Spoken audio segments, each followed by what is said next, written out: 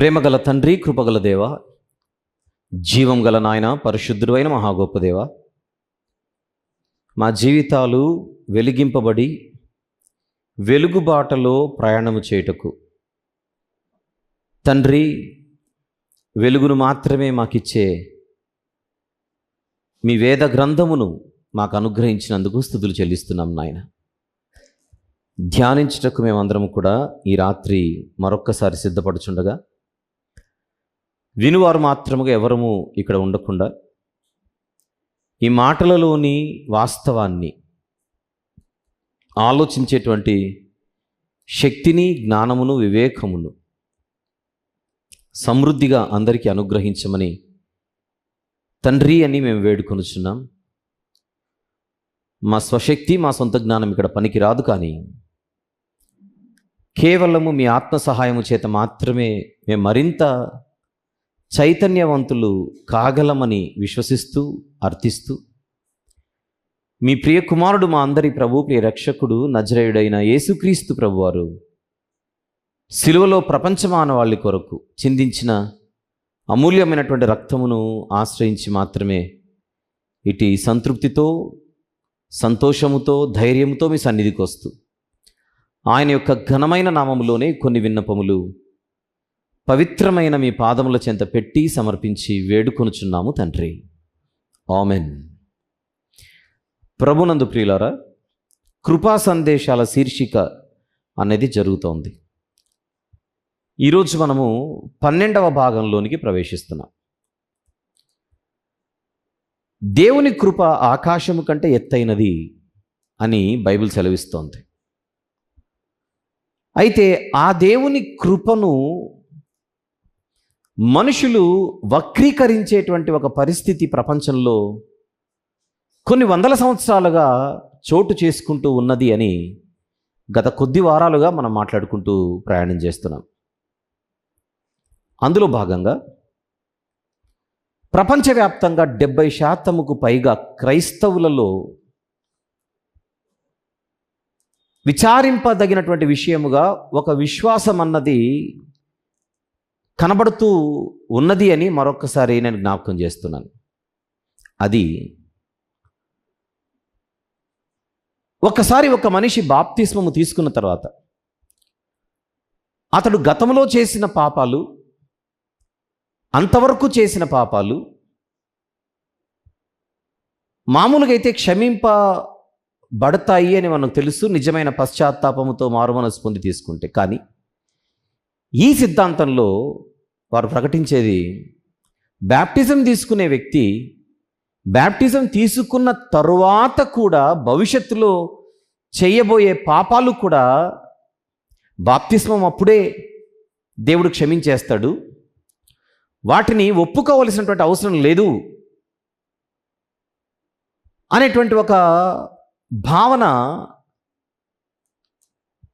చాప కింద నీరులాగా క్రైస్తవ్యంలో ప్రాకి పాతుకుపోయింది.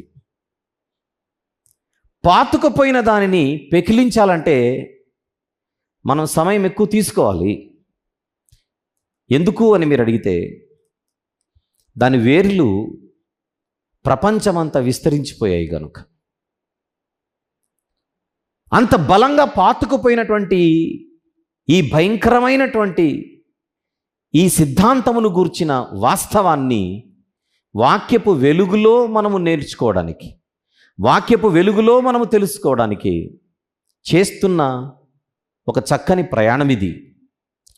అందులో భాగంగా 11 ఎపిసోడ్స్ని మనం మాట్లాడుకొని, లేదా 11 భాగాలను మాట్లాడుకొని ఈరోజు మనము 12వ భాగంలోనికి వెళ్తున్నాం.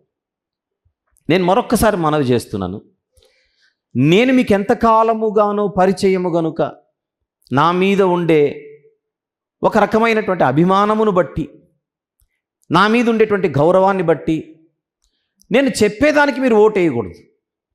నేను చెప్పుచున్నది వాక్యానుసారంగా ఉందో లేదో అని ఆలోచించవలసిన బాధ్యత మీ అందరిది కూడా. అదే నాకు ఇష్టం.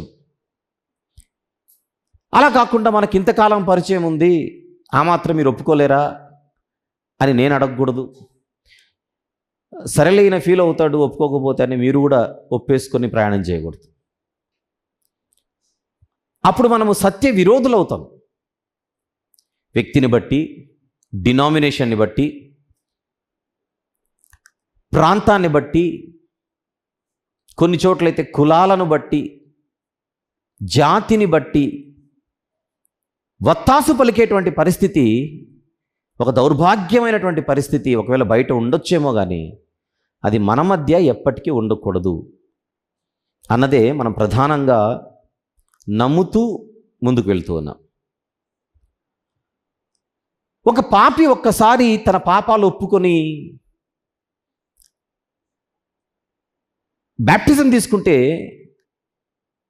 ఇక ఆ తర్వాత మనిషి ఒకవేళ ఏదైనా తప్పు చేసినా, పాపము చేసినా అతనికి డోకా లేదు అనేది ఒక మాట అయితే, రెండు, అసలు అతను ఒప్పుకోవలసిన అవసరమే లేదు అని ప్రకటించడము, బోధించడం అనేది చాలా బాధకరమైనటువంటి విషయం. వక్రీకరణతో కూడుకున్నటువంటి పరిస్థితిని ఖచ్చితంగా అందరూ గ్రహించి తీరాలి. అందుకే ఈరోజు మరికొన్ని ఆలోచనలు మీ ముందు పెట్టడానికి నేను ప్రయత్నం చేస్తున్నాను. ఆలోచించవలసిందిగా మనవి చేస్తున్నాను. గడిచిన 11వ భాగంలో నాకు గుర్తుండి ప్రకటన గ్రంథంలోని ఒక 5 సంఘాల గురించి నేను మాట్లాడినట్టుగా నాకు జ్ఞాపకం. am I right? రైట్. ఒక్కసారి ప్రకటన గ్రంథంలోనికి ప్రవేశిద్దాం. 2వ అధ్యాయం, ప్రకటన గ్రంథము 2వ అధ్యాయం. అక్కడ మనకు 1వ అధ్యాయంలోను, 2వ అధ్యాయంలోను మరియు 3వ అధ్యాయంలోను 7 సంఘాలు కనబడుతున్నా ఈ అంశానికి అవసరమైనటువంటి ఒక 5 సంఘాల గురించి మనం మాట్లాడుకోవడం జరిగింది. ఆ 5 సంఘాలలో నేను తుయతైరలో ఉండే ఒక సంఘము గురించి మరలా మీ ముందు ప్రస్తావించే ఒక చిన్న ప్రయత్నం చేస్తున్నాను. ఒకసారి చూడవలసిందిగా మనవి. ప్రకటన గ్రంథము 2వ అధ్యాయం 18వ వచనంలో పరిచయం. తుయతైరలో ఉన్న సంఘపు దూతకి ఇలాగు వ్రాయము. ఓపికగా కొంచెం చదివేద్దాం. అగ్నిజ్వాల వంటి కన్నులను, అపరంజిని పోలిన పాదములను గల దేవుని కుమారుడు చెప్పు సంగతులేవనగా, నీ క్రియలను, నీ ప్రేమను, నీ విశ్వాసమును, నీ పరిచర్యను, నీ సహనమును నేను ఎరుగుదును. నీ మొదటి క్రియల కన్నా నీ కడపటి క్రియలు మరి ఎక్కువైనవని ఎరుగుదును. అయినను నీ మీద తప్పు ఒకటి నేను మోపవలసి ఉన్నది. దేవుడే తప్పు అన్న తర్వాత నువ్వు తప్పు అని చెప్పిన నేను ఒప్పుకోను అని సంఘం అనాలా? ఆలోచించండి. ఈ సదరు బోధక సమూహం, ఈ సిద్ధాంతాన్ని భుజాల మీదకి వేసుకొని మోస్తున్నటువంటి బోధక సమూహం దేవుని దగ్గరకు వచ్చి బ్యాప్టిజం తీసుకున్న వ్యక్తి పొర్రపాటున కూడా నేను తప్పు చేశాను ప్రభువా, నన్ను క్షమించు అని అనకూడదని బోధిస్తున్నారు. నేను అడుగుతున్నాను, వాక్యాన్ని ముందు పెట్టి అడుగుతున్నా. నేనేదో రాసుకొచ్చి నా సొంత మాటలు కాదు. నేను నీ మీద తప్పు ఒకటి మోపవలసి ఉన్నది అని అంటోంది ఎవరిక్కడ? యేసుక్రీస్తు ప్రభు. ఒక సంఘంపై ఆయన ఆరోపణ చేస్తున్నాడు. ఒక సంఘంపై నువ్వు చేస్తున్నది తప్పు అని ఆయన బాహాటంగా తెలియజేస్తున్నాడు. యేసుక్రీస్తు ప్రభువే సంఘముతో నువ్వు ఒక తప్పు చేస్తున్నావు అని చెప్పిన తర్వాత ఆ తప్పును బట్టి ఆయన మాటలు విన్న తర్వాత కళ్ళు తెరుచుకొని ప్రభువా తప్పైపోయింది క్షమించు అని అనవలసినటువంటి కర్తవ్యం సంఘానికి ఉందా లేదా అని నేను అడుగుతున్నాను. వీళ్ళేమంటున్నారు? అడగకూడదు, నీది తప్పు అని ప్రభు అంటున్నాడు. నువ్వు అన్నా సరే నేను ఒప్పుకోను అనాలా? నా ప్రశ్న ఇది. I demand an answer for this. ఏమిటి తప్పు? తాను ప్రవక్త్రినని చెప్పుకొనుచున్న యెజబెలను స్త్రీని నీ ఉండనిచ్చుచున్నావు. జారత్వము చేయుటకును, విగ్రహములకు బలిచ్చిన వాటిని తినుటకును అది నా దాసులకు బోధించుచు వారిని మోసపరచుచున్నది. సరే, కాసేపు ఆ స్త్రీని పక్కన పెట్టేయండి. నీ సంఘములో కొంతమంది మోసపోతున్నారు. ఆ పాయింట్ చెప్తున్నాడా లేదా ప్రభు? మోసపరిచే వ్యక్తిని పక్కన పెట్టేద్దాం. మోసపోతున్నటువంటి వ్యక్తుల గురించి ఆలోచిద్దాం. ఏ విషయాలలో మోసపోతున్నారు? జారత్వము, ఇంకా విగ్రహములకు బలిచ్చిన వాటిని తినడం. ఇవి చిన్న పాపాలా? చెప్పండి, ఇవి చిన్న విషయాలా?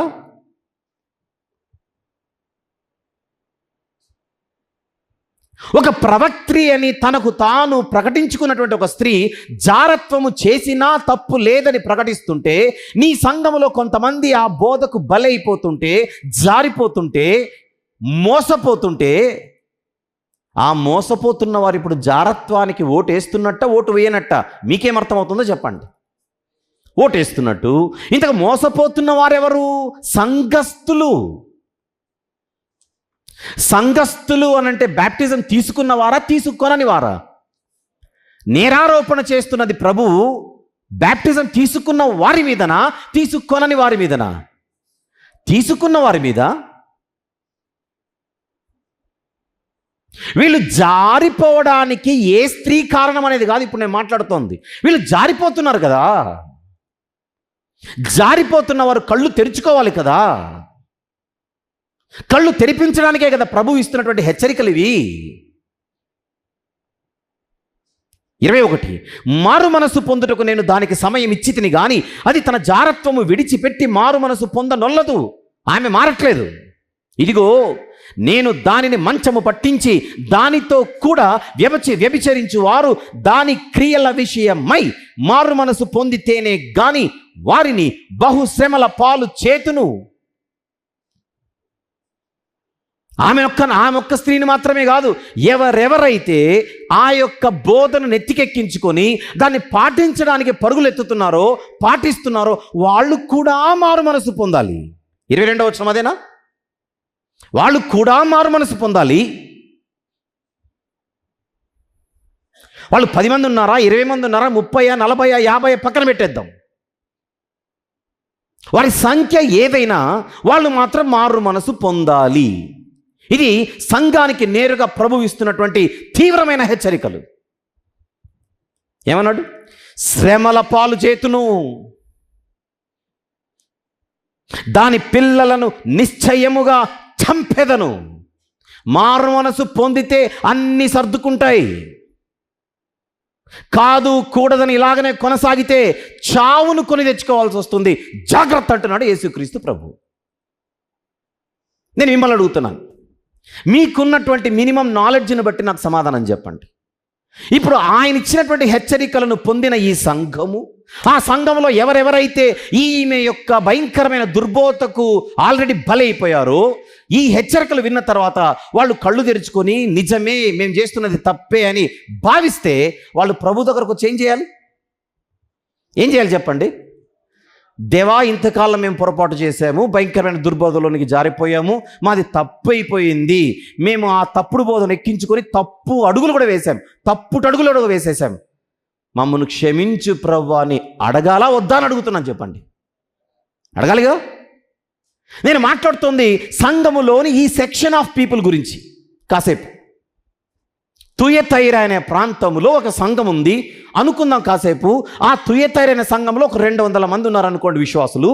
ఆ 200 మందిలో ఒక 50 మంది ఈ భయంకరమైనటువంటి పరిస్థితిలో ఉన్నారని అనుకోండి. లెట్ us assume 200 మంది విశ్వాసులు కలిగినటువంటి సంఘముల్లో ఒక 50 మంది భయంకరమైన పరిస్థితిలో ఉంటే మిగిలిన 150 మంది గురించి పక్కన పెట్టేస్తున్నాను. నేను కేవలం ఈ 50 మంది గురించే మాట్లాడుతున్నాను. నేను మళ్ళీ నొక్కుతున్నాను ఇక్కడ. ఈ 50 మంది గురించి మాత్రమే మాట్లాడుతున్నాను. ఈ 50 మంది ప్రభు దగ్గరకు వచ్చి క్షమాపణ అడగాల లేదా? అడిగి తీరాలి.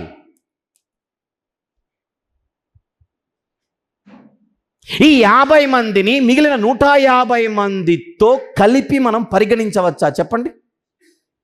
మిగిలిన 150 మంది ఆమె బోధ తప్పు అంటున్నారు, ఈ 50 మంది మాత్రం ఆమె బోధ కరెక్టే అంటున్నారు. విషయం ఏంటంటే ఈ 50 మంది ఒకప్పుడు బాగానే ఉన్నారు. ఈ 50 మంది మిగిలిన 150 మందితో కలిసి బాగానే ప్రయాణం చేసిన వారు. కానీ ఈమె ఎంటర్ అయిన తర్వాత 50 మంది జారిపోయారు. దీనికి కాసేపు మాట్లాడుతోంది ఈ 50 మెంబర్స్ గురించే. దారి తప్పిన 50 మంది క్షమాపణ ప్రభు దగ్గరకు వచ్చి అడగాలా లేదా అని చాలా గట్టిగా బలంగా నొక్కి అడుగుతున్నాను ఇక్కడ. వీళ్ళు సమాధానం చెప్పొద్దు, చెప్పాలా లేదా చెప్పండి. ఈ ప్రశ్న నేను అడిగితే నాకు చెప్పాలి, మీరు అడిగితే మీకు చెప్పాలి. నాకు ఎదురైతే నేను అడుగుతాను, మీకు ఎదురైతే మీరు అడగాలి. వీళ్ళు చేస్తున్న తప్పేంటో చెప్పనా? ఈ 50 మందిని 150 మందిని కలిపి కొట్టేస్తున్నారు. డివైడ్. మీరు ఎందుకు డివైడ్ చేయట్లేదు అంటే మీరు అడగొచ్చు, నువ్వెవరు నేనెవరు చెప్పడానికి, ఈయన పాపి ఈయన మంచోడని. ఎంత మనము డివైడ్ చేసినా చేయకపోయినా ప్రతి సంఘములో ఈ 2 గ్రూప్స్ ఆఫ్ పీపుల్ ఖచ్చితంగా ఉండి తీరుతారు. పర్టికులర్గా నేను ఈ సంఘమునే ముందు పెడుతున్నాను. నేను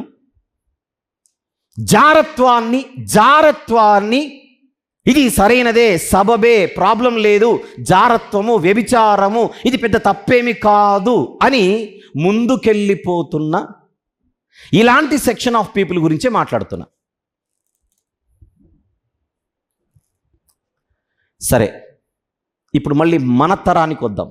ప్రపంచ క్రైస్తవ సంఘాలలో సంఘస్థులుగా ఉండి కూడా దారి తప్పుతున్న సంఘస్థులు అన్ని సంఘాలలో అక్కడక్కడ ఉన్నారో లేదో మీరు చెప్పండి, నేను చెప్పడం ఎందుకు. దారి తప్పుతున్న పరిస్థితి సంఘాలలో ఉందా లేదా? కొన్ని చోట్ల విశ్వాసులు దారి తప్పుతున్నారు,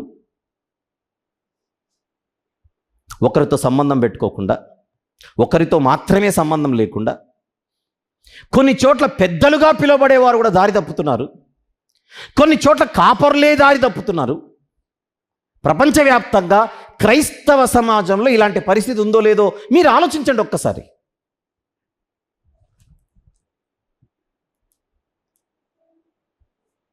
ఒక ఆయన బోధిస్తూ అంటున్నాడు, రక్షణ అనేది అంత సులభంగా ఏం బోధు మనకు. రక్షణ మనం నరకానికి వెళ్ళిపోతాం, పరలోకం పోగొట్టుకుంటాం, ఎవడు భయపడకండి, ఏం పర్లేదని బోధిస్తున్నాడు. వెరీ గుడ్, ధైర్యపరుస్తున్నాడు అని అనుకుందాం కాసేపు. అదే సదరు బోధకుడు అంటున్నాడు, అయ్యా మీ మీద కొన్ని అభియోగాలు వస్తున్నాయి, అయ్యా మీ మీద కొన్ని అభియోగాలు చాలా బలంగా బయట వినపడుతున్నాయి, స్త్రీల విషయంలో మీరు కొంచెము బలహీనులని, స్త్రీల విషయంలో మీరు దారి తప్పుతున్నారని మీ మీద కొన్ని బలహీనతలు వస్తున్నాయంటే అతను ఇచ్చిన బోధకుడైనా అతను ఇచ్చిన సమాధానం ఏంటి? వాళ్ళు వచ్చి నా మీద పడుతుంటే నేనేం చేయాలంటున్నాడు ఆయన. విన్నారా లేదా చెప్పండి మీరు? విన్నోళ్ళు చేయెత్తండి. ఆయన బోధకుడు.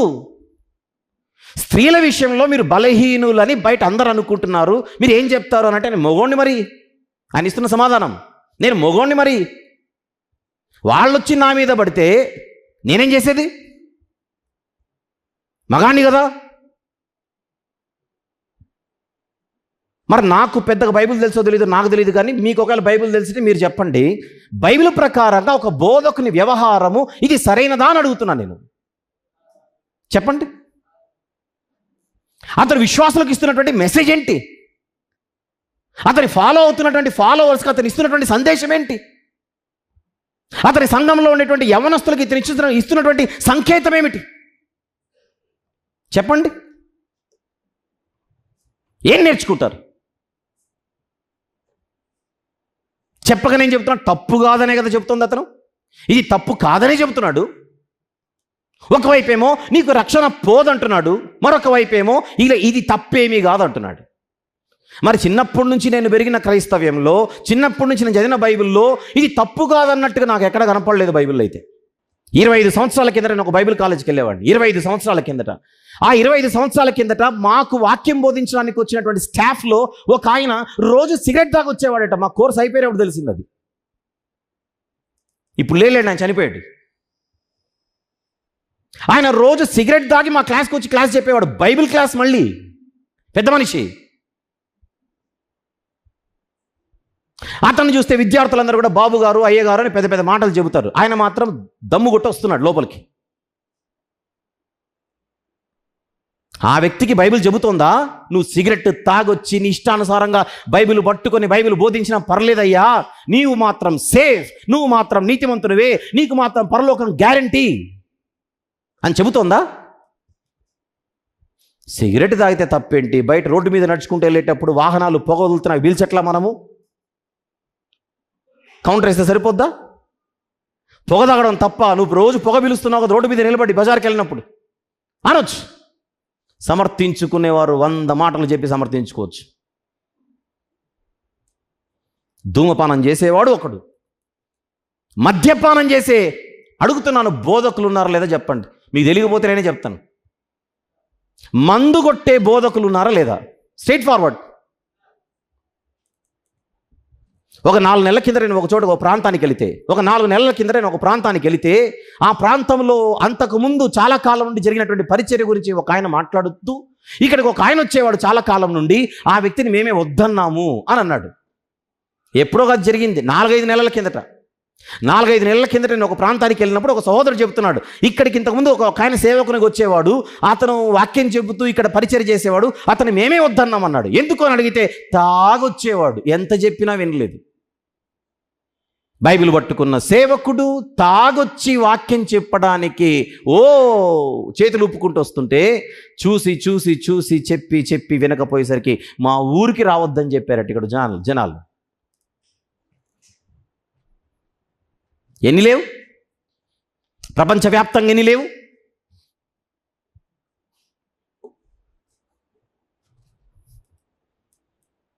అరే, క్రైస్తవ సంఘములో ఈ గ్రూప్ ఆఫ్ పీపుల్ కనబడుతుంటే మీరు ఎందుకు కామన్గా యు ఆర్ సేఫ్ అని చెప్పేస్తారండి?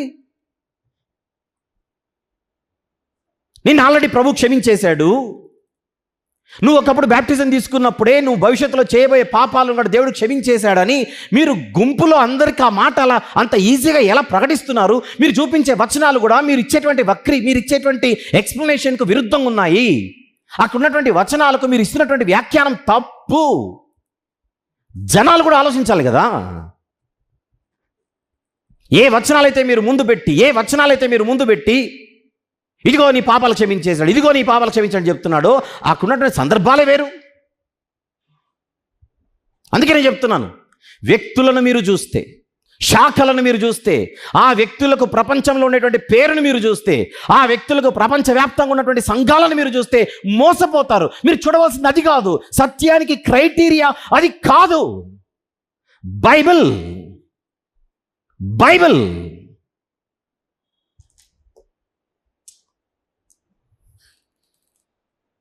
ప్రభు చెప్పింది వాక్యాన్ని చూడమని.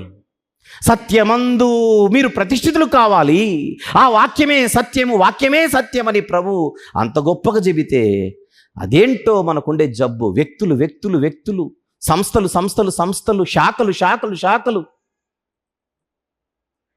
70, 80 సంవత్సరాలు తిప్పి కొడితే మనం బతకం. నేను చెప్పడం మాత్రమే కాదు, మీరు కూడా ఎడ్యుకేట్ అవ్వాలి. మీరు కూడా ఎడ్యుకేట్ అయ్యి వాస్తవాలను వాళ్ళ ముందు పెట్టి అడగాలి.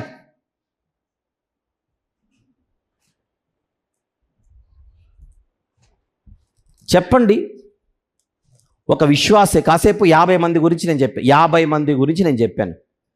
ఈ 50 మంది కళ్ళు తెరుచుకుంటే ప్రభు దగ్గరకు వచ్చి క్షమాపణ అడగాలా లేదా? అడగాల్సిందే. నేను అంటున్నాను, ఒకవేళ 50 మంది బ్యాప్టిజం తీసుకున్నోళ్ళే అనుకోండి, కాసేపు ఈ 50 మంది బ్యాప్టిజం తీసుకున్నోళ్ళే, కానీ ఈ బోధలోనికి జారిపోయారు. ఇప్పుడు మీది తప్పు అని తెలిసిన తర్వాత 50 మంది ఒప్పుకోవద్దు? ప్రపంచవ్యాప్తంగా ఉండేటువంటి పెద్ద పెద్ద హేమాహేమీలుగా పేరుగాంచిన బోధకులు ఏం చెబుతున్నారు స్క్రీన్ మీద కొన్ని చూద్దాం ఈరోజు. టెక్స్టే లేండి, వాళ్ళ వీడియోలు ఎందుకు వేయట్లేదనంటే మనకు ఈ కాపీ రైట్స్ అనేవి ఒకటి ఉన్నాయిగా, అది ఇబ్బంది అని టెక్స్ట్ చూపిస్తున్నాను. కొన్ని వారాల క్రితము రాయన్ రూఫస్ అనేటువంటి ఒక ఆయన గురించి నేను మీతో మాట్లాడాను. ముందుగా ఆయనతోనే మొదలు తెద్దాం. ప్రపంచవ్యాప్తంగా పేరుగాంచిన వాళ్ళనే తీసుకొని వచ్చి మాట్లాడదాం. వాళ్ళ శిష్యులు ఎవరైనా మనం చెప్పే తప్పని ఒకళ్ళు ఎదుర్కొంటారేమో అని ఒక చిన్న ఆశ. Play. According to Ryan Rufus, ఆయన ఏం చెప్తున్నాడు చూడండి ఒకసారి. Many Christians, when they sin, feel unrighteous, dirty, unholy. They feel they have let God down and that God is no longer pleased with them. నేను తెలుగులో చెప్తాను, అది అట్లా నన్ను చూపించగలవా? రైట్. అంటే కొంచెం ఇంగ్లీష్ ఇబ్బంది ఉన్న వాళ్ళ కోసం. చాలామంది క్రైస్తవులు పాపం చేస్తే ఎలా ఫీల్ అవుతున్నారట? అయ్యో నేను పాపం చేసేసానే, దేవుడు ఇచ్చిన నీతిని పోగొట్టుకుంటున్నాను కదా, డర్టీ, నాకు మురికి తగులుకుంది కదా, అన్హోలీ, నేను పరిశుద్ధతను కోల్పోయాను కదా, నేను దేవుణ్ణి నిరుత్సాహపరిచాను కదా, దేవుణ్ణి బాధ పెట్టాను కదా, దేవుడు నా విషయంలో ఆనందంగా లేడని ఫీల్ అవుతుంటారట. మరి ఫీల్ కాకపోతే ఏం చేయాలి నేను అడుగుతున్నాను. నేను పాపం చేశాను, నేను తప్పు చేశాను, నాకు ఆ ఫీలింగ్ కలగదా? అయ్యో దేవుడు నా విషయంలో బాధపడి ఉంటాడు, నేను చాలా తప్పు చేశాను అన్న ఫీలింగ్ కరెక్ట్ కదా? ఆయన ఏం చెప్తున్నాడు చూడండి, they feel they need to do something. అప్పుడు పాపం చేసిన వ్యక్తి, క్రైస్తవుడు, ఏదో చేయాలనుకుంటాడు, చేయాలనుకుంటారు. So guilt drives them to want to do something to get rid of the sin. ఆ పాపం నుంచి బయటపడడానికి ఏదో చేయాలనుకుంటారు వాళ్ళు. Or get rid of the guilt of their sin, లేదా ఆ ఫీలింగ్ పోవడానికి, అయ్యో నేను పాపం చేశాను, దేవుడిని నేను బాధ పెట్టాను అనేటువంటి ఫీలింగ్ పోగొట్టుకోవడానికి వాళ్ళు ఏదో చేయాలనే ప్రయత్నం చేస్తారు.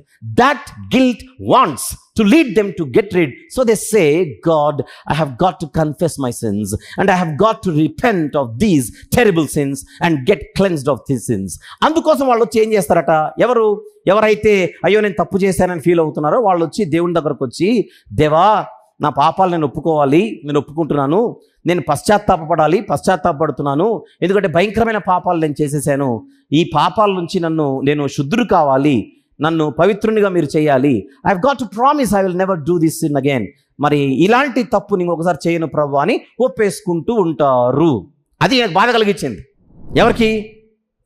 రూఫస్ గారికి. ఆయన ఏమంటున్నాడు, నువ్వు దేవుని దగ్గరికి వెళ్ళి అలా ఒప్పుకోవడం కూడా క్రియనే. అది నా బాధ. మీరు చెప్పండి, నాకు తెలియట్లా.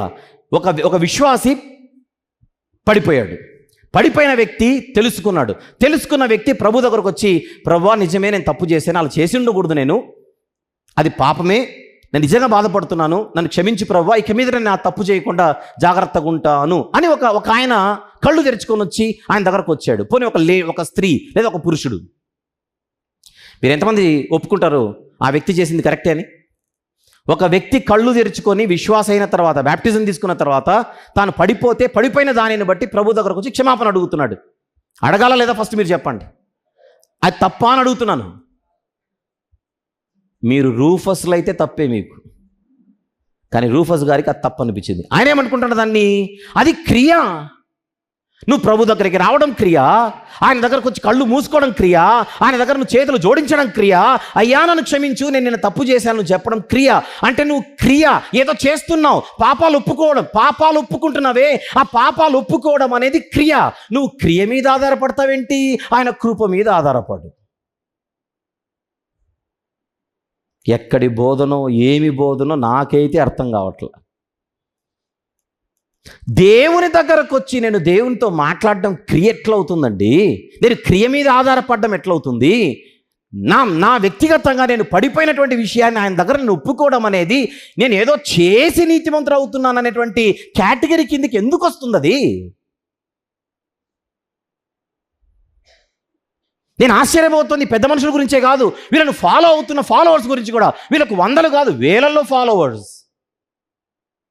బుర్రలు పని చేస్తున్నా లేదని అడుగుతున్నాను జనాలు. నేను నా ప్రభు దగ్గరకు వచ్చి నేను పడిపోయిన నేను ఒక్కసారి నేను ఒప్పుకుంటే అది నేను క్రియ మీద ఆధారపడడం ఎట్లవుతుంది? నంబర్ 2, రూఫస్ గారిగా ఏం మాట్లాడుతున్నారు చూద్దాం. ఒకవేళ ఎవరైనా ఒప్పుకునే మనస్తత్వం ఉంటే దాన్ని తిరస్కరిస్తున్నానంట అయ్యగారు. నన్ను చూపించు. రూఫస్ rejects this mindset emphatically, as do virtually all hyper grace preachers. Can you show me? చూస్తున్నారా? Rufus rejects this mindset emphatically, as do virtually all hyper grace preachers. ఈ రూఫస్ అని ఆయన నేరుగా తిరస్కరిస్తుంటే హైపర్ గ్రేస్ ప్రీచర్లందరూ ప్రత్యక్షంగానో పరోక్షంగానో ఈ మనస్తత్వాన్నే తిరస్కరిస్తారు. నువ్వు దేవుని దగ్గరకు చెప్పుకోవడం ఏంటి బాసు? నువ్వు ఆల్రెడీ నీతిమంతుడు కాకపోతే. ఆయన అంటున్నాడు, I want to tell you, know that there is no scripture in the new covenant for new covenant believers that tells you you've got to continually confess your sins and repent of your sins and ask forgiveness for all your sins. ఆయన అంటున్నాడు, క్రొత్త నిబంధనలో ఉండే విశ్వాసులు అంటే మనందరం కూడా ఎవరైనా సరే క్రొత్త నిబంధనకు సంబంధించిన విశ్వాసులతో క్రొత్త నిబంధనకు సంబంధించిన మత్తయి నుంచి ప్రకటన గ్రంథము పుస్తకాలలో ఒక్క వచనం లేదట ఒక విశ్వాసి దేవుని దగ్గరకు వచ్చి పాపాలు ఒప్పుకోవాలని. మత్తయి సువార్త నుంచి ప్రకటన గ్రంథం వరకు ఉన్న క్రొత్త నిబంధన పుస్తకాలలో ఒక్క వచనం లేదు ఒక విశ్వాసి దేవుని దగ్గరకు వచ్చి దేవా నేను పాపం చేశానని ఒప్పుకోమని చెబుతూ ఒక్క వచనం లేదంటున్నాడు. నేను చూపిస్తాను ఈరోజు, మీరేమంటారో నేను వినాలి. ఒకసారి చూద్దాం. మళ్ళీ చదవనా? పోనీ నేనేమన్నా తప్పు చదువుతున్నానా? I want to tell you, know that there is no scripture in the new covenant for new covenant believers that tells you you've got to continually confess your sins and repent of your sins and ask forgiveness for all your sins. Why? ఆయన ప్రశ్నిస్తున్నాడు. ఎందుకు? Because one sacrifice for all time for all of your sins has already dealt with every single one of your sins. ఎందుకంటే ఒకే ఒక్కసారి బలియాగం, అంటే ప్రభు యొక్క బలియాగం, ఆ బలియాగము నీ పాపాలన్నిటికీ అంటే ఏంటి అర్థం ఇక్కడ? పాత, కొత్త, ఫ్యూచర్. పాత పాపాలు, కొత్త పాపాలు, రాబోయే పాపాలు, గత పాపాలు, వర్తమాన పాపాలు, భవిష్యత్తు పాపాలు అన్నీ కూడా ఒకే ఒక్కసారి ఆ పాపాలన్నిటినీ ఆ బలియాగం కడిగేసింది. గనుక ఒకవేళ నువ్వు 5 ఏళ్ల కిందట బ్యాప్టిజం తీసుకున్నా 5 గంటల ముందు ఒకవేళ మీరు పాపం చేసింటే ఆ 5 గంటల ముందు చేసిన పాపాన్ని బట్టి పొరపాటున కూడా మీరు ఫీల్ కాబాకండి. ఎందుకంటే 5 ఏళ్ల కిందటే ఆల్రెడీ అడ్వాన్స్ పేమెంట్ అయిపోయింది.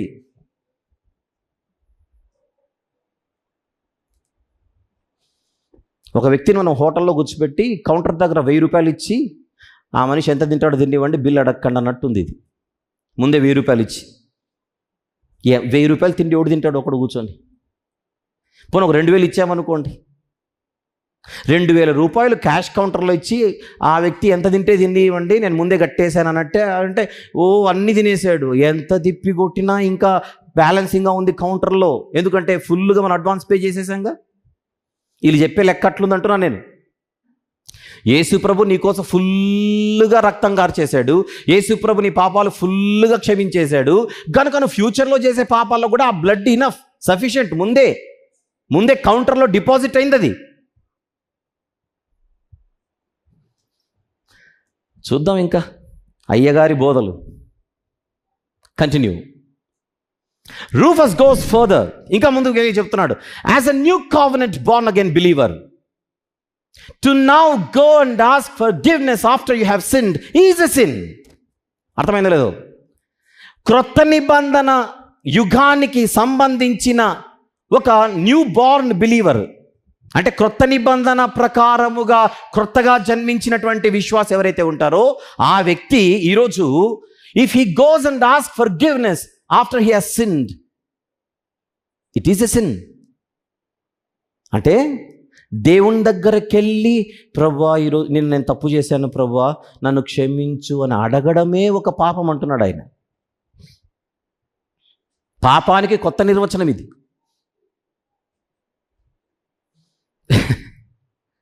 As a new covenant born again believer, to now go and ask forgiveness after you have sinned is a sin. నువ్వు వెళ్ళి దేవుని దగ్గర క్షమాపణ అడగడమే పాపము. ఏం పాపం అయ్యా అని అడిగితే it is the sin of unbelief. అవిశ్వాసం అనే పాపం అట అది.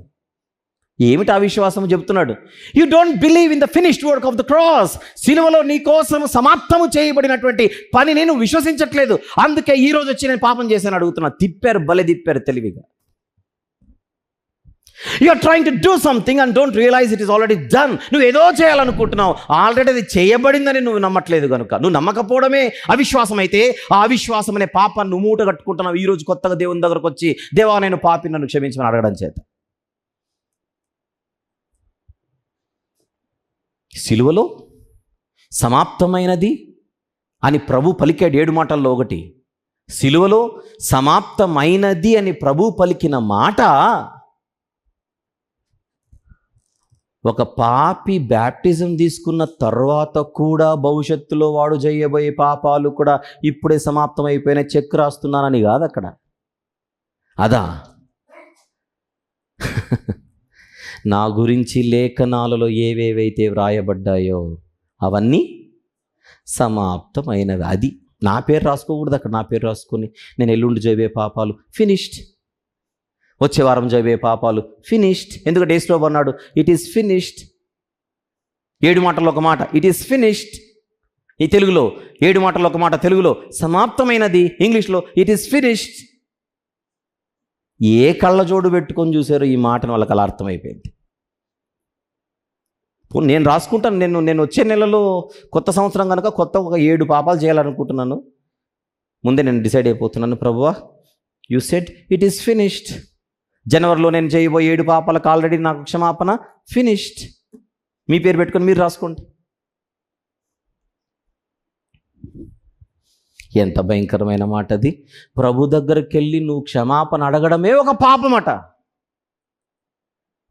ఎక్స్క్యూజ్ మీ, ప్రపంచమంతా నెత్తినెక్కించుకొని తిరుగుతున్నారు ఈ బోధను.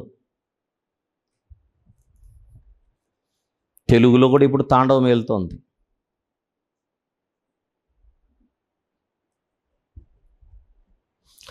ఒళ్ళు దగ్గర పెట్టుకొని భయంగా వాక్యం దగ్గర కూర్చోవద్దు. ఎలా పడితే అలా మనం దీన్ని వ్యాఖ్యానించేసి చెప్పడమేనా? చూపించింగా రూఫస్ గారు అయిపోయారా? ఇంకా ఉన్నాడు ఆయన? ఎస్ ఉన్నాడు అంటే అక్కడ వేస్తుంది కనుక అకార్డింగ్ టు పాస్టర్ రూఫస్. చూడండి, you may have sinned and feel a bit guilty and want to say sorry to God and ask for forgiveness now. అంటే మీరు పాపం చేసిన తర్వాత ఓ విశ్వాసులారా మీకు ఒక ఫీలింగ్ కలుగుతుంది, అయ్యో నేను దేవుని దగ్గరికి వెళ్ళి సారీ చెప్తే బాగుంటుంది, లేదా దేవుని దగ్గరికి వెళ్ళి క్షమాపణ అడిగితే బాగుంటుంది, కొంచెం అలా ఫీలింగ్ ఉంది అని మీకు అనిపించవచ్చు. The heart is not wrong. మీ హృదయం కరెక్టే, దట్ ఈస్ నాట్ బ్యాడ్. అది బ్యాడ్ కాకపోవచ్చు. The heart is right, but the full revelation of the finished work of the cross is not in the heart. మీకు శిలువ బలియాగం ఇంకా హృదయంలో లేదు, అందుకే ఫీలింగ్. ఆయన చెప్పేది ఇంక పోతే ఆయన అంటున్నాడు ఇంకా, it is okay to say God I'm sorry. దేవుని దగ్గరకు వచ్చి దేవా నన్ను క్షమించి నేను పాపం చేశాను అనడం తప్పట, ఇలా అనొచ్చట. ఏమని? అది చూడండి, God I'm sorry, I did not want to do that. యాక్చువల్గా అయితే అది చేయాలని నాకు కూడా ఫీలింగ్ లేదు. I did not want to do that. అది చేయాలనుకోలేదు నేను. That's not part of my new creation nature. నేను కొత్తగా జన్మించాను కదా, అసలు నా నేచర్ అది కాదు ప్రభువా. You know what God though I'm not going to get all morbid and introspective and sorrowful and guilty. అందుకే దేవా నేను పాపం చేశాను, అది తప్పే. కానీ నేను చెప్పాలనుకుందంటే దేవా నేను ఆ టైప్ కాదు.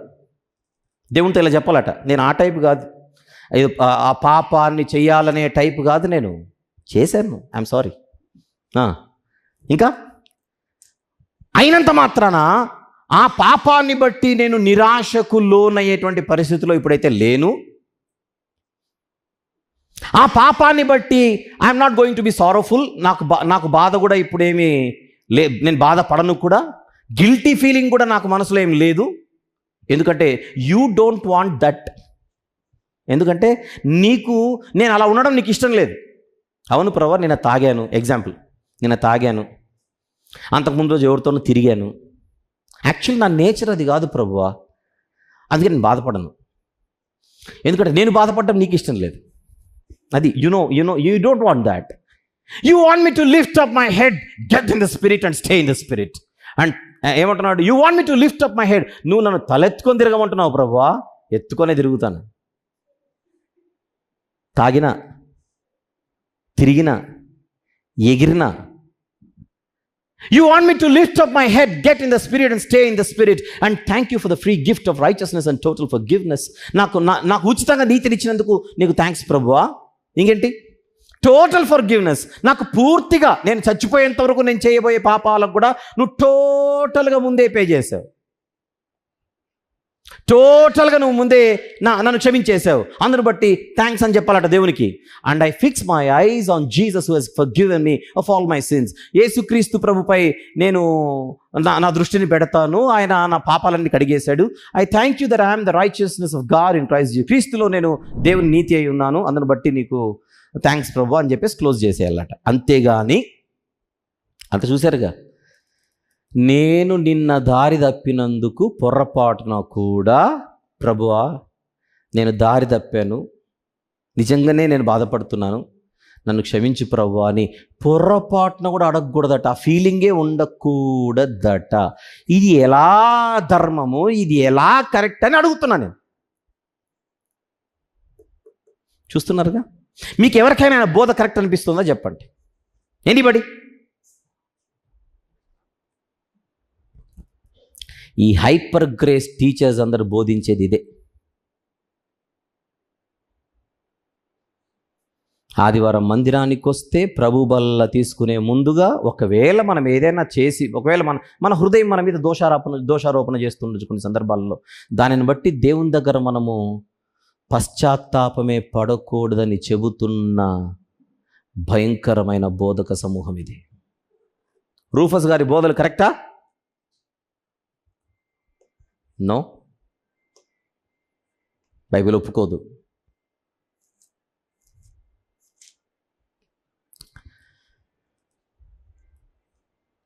దారి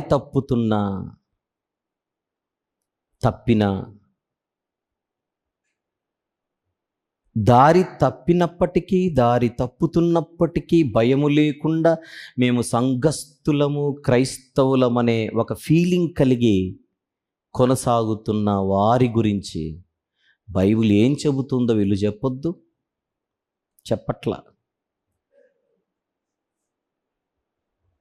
నువ్వు లోపలికి వచ్చావా లేదా, యువర్ సేఫ్,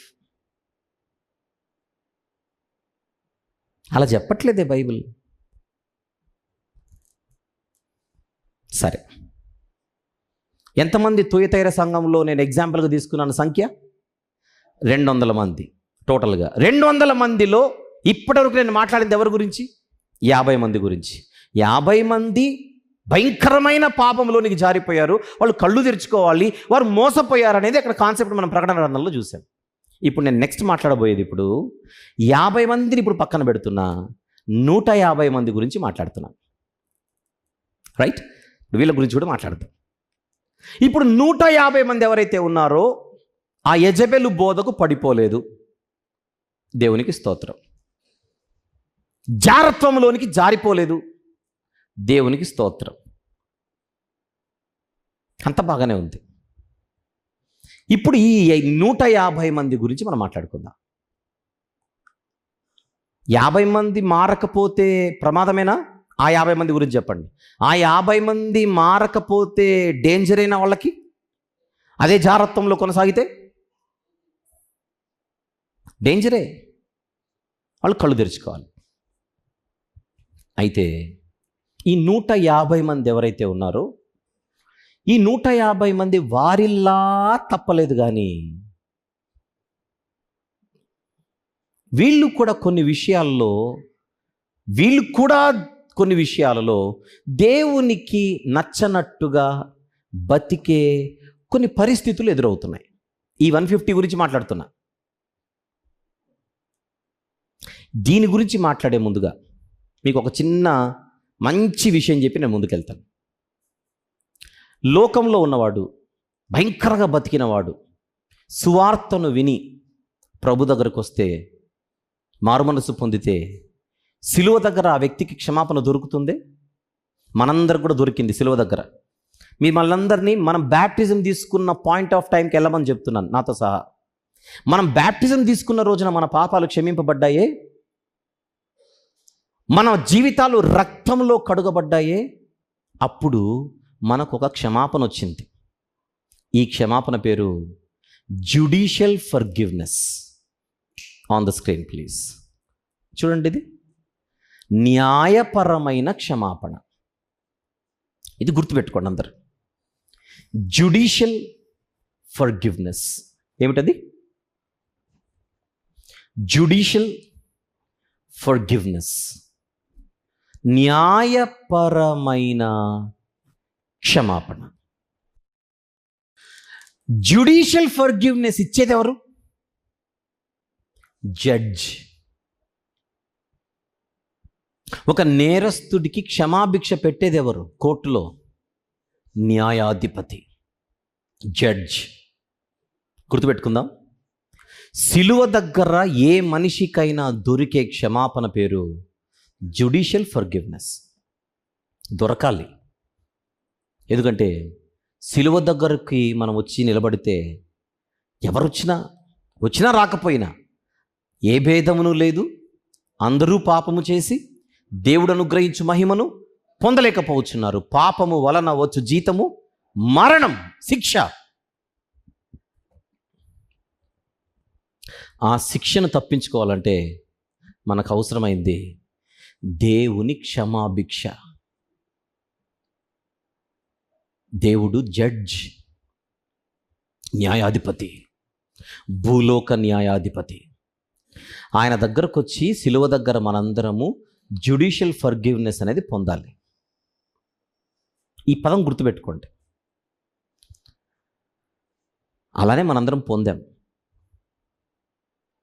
ఎప్పుడైతే మనము ఆయన దగ్గర క్షమాపణ పొందామో దేవుడు మనకు న్యాయాధిపతిగా కాకుండా మనకు ఆయన క్రొత్త జన్మను ప్రసాదించిన తండ్రి అయిపోయాడు.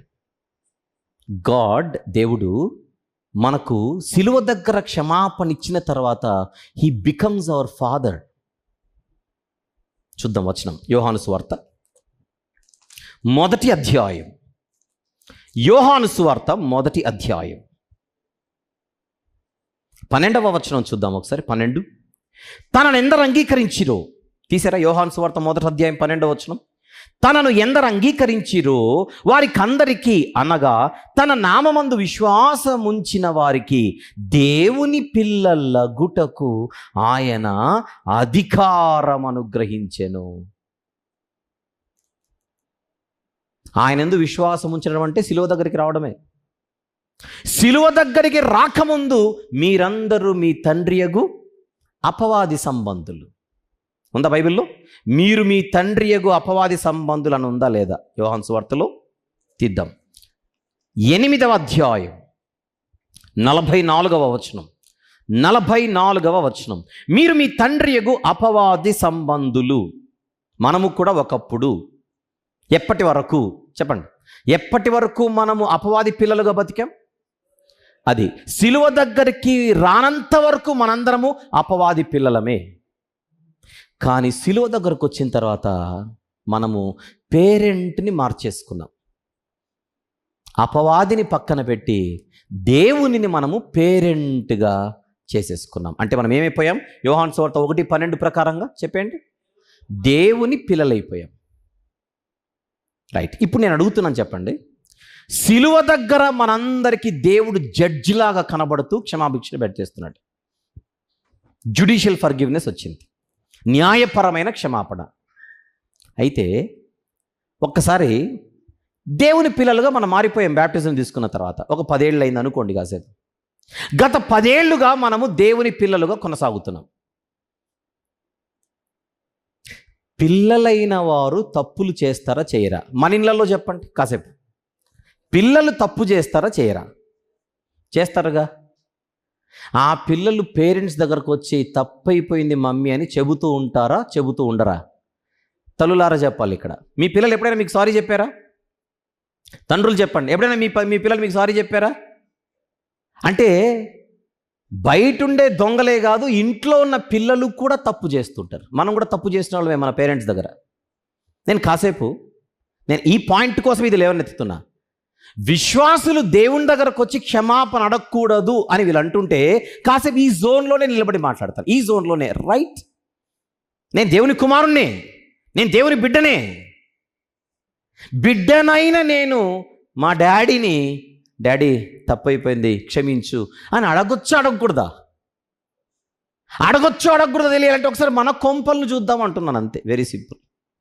మన ఇళ్ళల్లో మనకు తల్లిదండ్రులు ఉండిరి, ఇప్పుడు లేకపోతే పెద్దోళ్ళు అయితే, లేదా మనకు పిల్లలు ఉంటే వాళ్ళని చూడండి. మన పిల్లలు మన ఎడల తప్పు చేస్తున్నారు, మనము మన తల్లిదండ్రుల ఎడల తప్పు చేసిన వాళ్ళమే. తప్పు చేసి తర్వాత బాధపడినోళ్ళమే.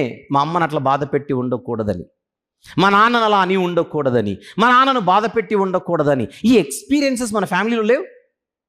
ఉన్నాయి లేవో చెప్పండి. నేను అంటున్నాను, జడ్జ్ అనేటువంటి పాత్రను దేవుని పక్కన పెట్టేసి ఆయనను ఒక పేరెంట్గా చూడండి కాసేపు. చూడాలి కూడా కాసేపు. ఏంటి? తండ్రి. మన ఇంట్లో భూలోక తల్లిదండ్రులనే మనం అనేక సందర్భాలలో బాధ పెడుతూ ఉన్నాం. పరలోక తండ్రిని కూడా మనం బాధ పెట్టి ఉండము. పిల్లలుగా కాసేపు చెప్పండి, పిల్లలుగా. నేను ఆ ఫీలింగ్తోనే వచ్చి అడుగుతాను ఇప్పుడు, డాడీ, తండ్రి, నాన్న, నేను అలా చేసి ఉండకూడదు. అసలు మీ బిడ్డగా నేను అలా ప్రవర్తించకూడదు.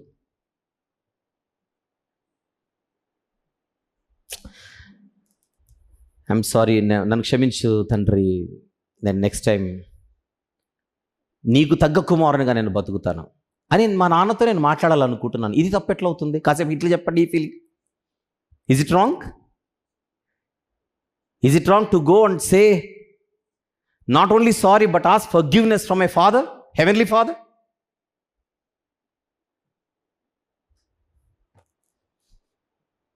నేను పాపిని కాదు బాగానే చెప్తా. వెరీ గుడ్, పాపి కాదంటే హ్యాపీనే.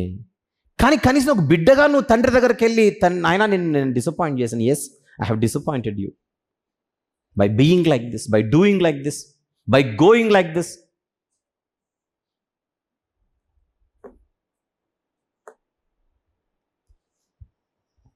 బైబిల్ ఏమంటుందో చూద్దాం కాసేపు. బైబిల్ ఏమంటుందో చూద్దాం. యోహాను గారు వ్రాసిన మొదటి పత్రిక. ఎక్స్క్యూజ్ మీ, మీకు ఇప్పుడు ఇంకొక ఫర్గివ్నెస్ చూపిస్తాను. అది చూపించిన తర్వాత మాట్లాడదానా?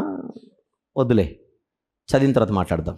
యోహాను గారు వ్రాసిన మొదటి పత్రిక, మొదటి అధ్యాయం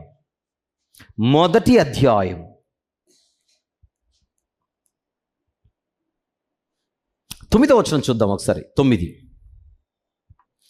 మన పాపములను మనము ఒప్పుకొనిన ఎడల ఆయన నమ్మదగిన వాడును నీతిమంతుడును గనుక ఆయన మన పాపములను క్షమించి సమస్త దుర్నీతి నుండి మనలను పవిత్రులుగా చేయును అని ఉంది.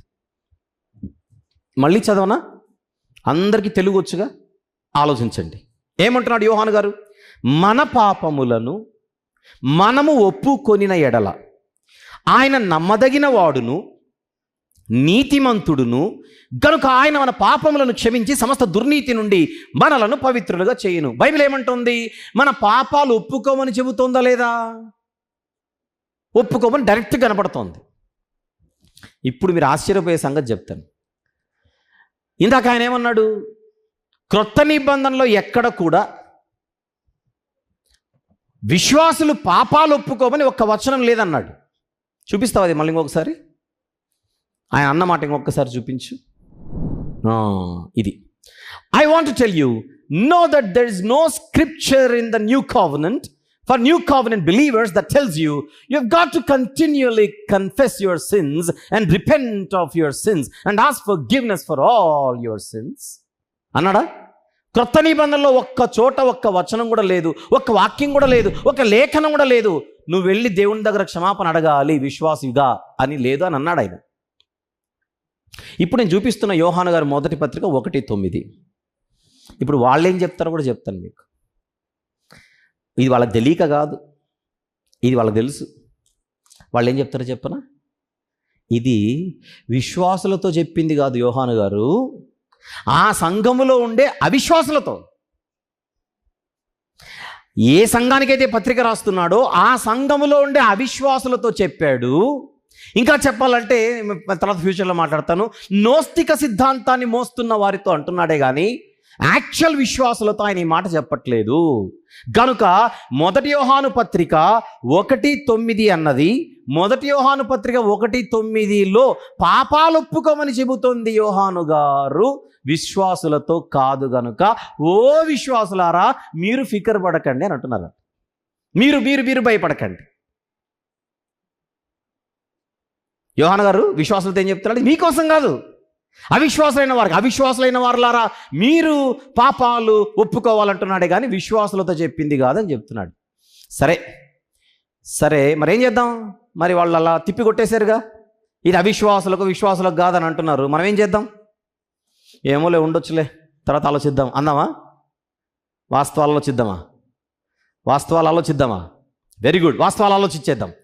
అసలు యోహాను గారు ఈ పత్రిక వ్రాస్తోంది అవిశ్వాసులక విశ్వాసులక? అది తేలిపోయింది అనుకోండి, ఈ మాట ఎవరికి అప్లై అవుతుందో మనము హ్యాపీగా దాన్ని నిర్ధారించుకోవచ్చు.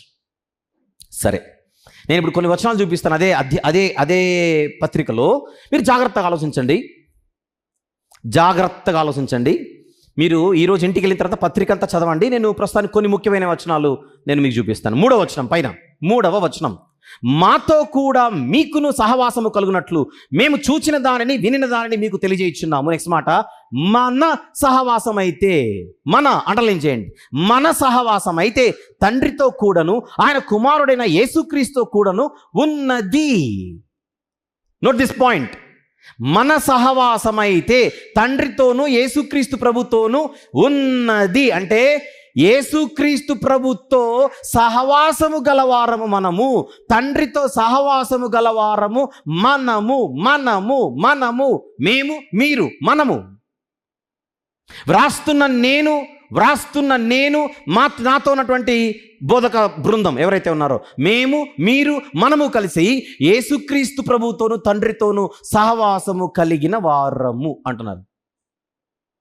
ఇప్పుడు ఆయన అవిశ్వాసులతో మాట్లాడుతుంటే, మాలాగా బతికి చావండి, మీకేం పోయే కాలం వచ్చింది, మీరు మారండి అని చెప్పాలి. అలా చెప్పట్లా. ఆల్రెడీ ఆయన ఏమంటున్నాడు? మన సహవాసం ప్రభుతో ఉన్నది. నాస్టిక్స్ అంటాం. నోస్తికులు, ఈ సంఘంలో ప్రవేశించిన నోస్తికులకు చెబుతున్నాడు ఈ మాట అని చెప్తారు వీళ్ళు. వాళ్ళు ఏం ఆన్సర్ చెప్తారో మీకు చెప్తున్నా నేను. ఆ సంఘములో ప్రవేశించిన నోస్తిక సమూహముతో చెబుతున్నాడు యోహాను గారు అని వాళ్ళు అంటున్నారు. కాదని చెప్తున్నాం ఇక్కడ. ఎందుకు? యోహాను గారి మాటలు ప్రత్యర్థులకు చెబుతున్నట్టుగా లేవు, తన వారితో చెబుతున్నట్టుగా ఉన్నాయి. ఇదొక వచనమే కాదు, ఇంకా ముందుకెళ్దాం. 6వ వచనం, ఆయనతో కూడా సహవాసము గలవారమని చెప్పుకొని చీకటిలో నడిచిన ఎడల మనం అబద్ధమాడుచు సత్యమును జరిగింపగలము. వచ్చేవారం మాట్లాడతాను నోస్తికుల గురించి, టైం లేదు కనుక జస్ట్ హింట్ ఇచ్చాను మీకు అంతే. అయితే ఆయన వెలుగులోనున్న ప్రకారము మనమును వెలుగులో నడిచిన ఎడల మనము అన్యోన్య సహవాసము గలవారమయుందుము. అప్పుడు ఆయన కుమారుడైన యేసుక్రీస్తు యేసు రక్తము ప్రతి పాపము నుండి మనల్ని పవిత్రులుగా చేయును. నేను మిమ్మల్ని కాన్సన్ట్రేట్ చేయమంటోంది, నేను చదువుతున్న వచనాలలో ఆయన విశ్వాసులతో చెబుతున్నట్టుకుందా లేదా ప్రత్యర్థులతో చెబుతున్నట్టుకుందా అనేది మీరు ఆలోచించండి ఒకసారి. నేను చదివేటువంటి వచనాలలో. రైట్, 8వ వచనం, మనము పాపము లేని వారమని చెప్పుకొని నెడల, మీరు పాపము లేని వారమని కాదు ఆయన చెబుతోంది. ఎవరి గురించి మాట్లాడుతున్నాడు? మనం అండర్లైన్ చేయాలన్నమాట. మనము పాపము లేని వారమని చెప్పుకొని ఎడల మనలను మనమే మోసపుచ్చుకొందుము మరియు మనలో సత్యం ఉండదు. ఒక అపోస్తలుడిగా ఉన్నటువంటి ఆయన సహితం అంటున్నాడు, దేవుని దగ్గరకు వచ్చేసరికి నేను పవిత్రుడిగా శుద్ధునిగా ఉన్నానో లేదో పరిశీలించుకోవాల్సిన అవసరం ఉంది.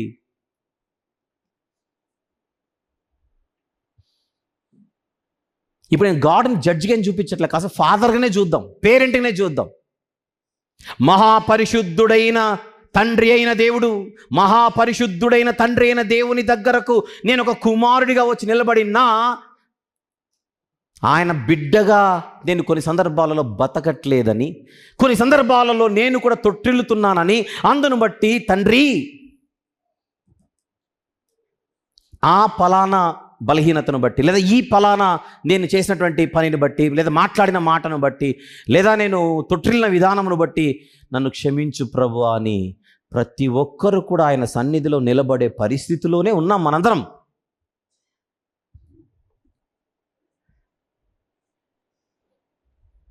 వద్దాం ఇంకా 2వ అధ్యాయము 12వ వచనం. జాగ్రత్తగా ఆలోచించారు. 2వ అధ్యాయము 12వ వచనం. అదే పత్రిక ఎవరికి రాస్తున్నాడు? చిన్న పిల్లలారా, ఆయన నామమును బట్టి మీ పాపములు క్షమింపబడినవి గనుక మీకు వ్రాయిచున్నాను. ఇచ్చునండి మాట. చిన్నపిల్లలారా, ఆయన నామమును బట్టి మీ పాపములు క్షమింపబడినవి గనుక మీకు వ్రాయిచున్నాను. ఆల్రెడీ మీరు పాపాలకు క్షమాపణ పొందినవారు గనుక మీకు రాయిచున్నాను. ఆల్రెడీ ఆయన నామమును బట్టి వీళ్ళ పాపాలు ఎప్పుడు క్షమింపబడ్డాయి? ఎక్కడ క్షమింపబడ్డాయి చెప్పండి? ఆయన నామమును బట్టి వీళ్ళ పాపాలు ఎప్పుడు క్షమింపబడ్డాయి? ఎక్కడ క్షమింపబడ్డాయి? శిలువ దగ్గర ఆయన నామమును నమ్ముకొని వచ్చారు, ఆయన నామమందే రక్షణ ఉందని వాళ్ళు వచ్చారు, అక్కడ వాళ్లకు పాపాలు క్షమింపబడ్డాయి. పాపాలు ఆల్రెడీ క్షమింపబడితే, ఆల్రెడీ పాపాలు క్షమింపబడిన వారైతే ఇప్పుడు పాపాలు ఒప్పుకోమంటాడేంటి? 1వ అధ్యాయం 9వ వచనంలో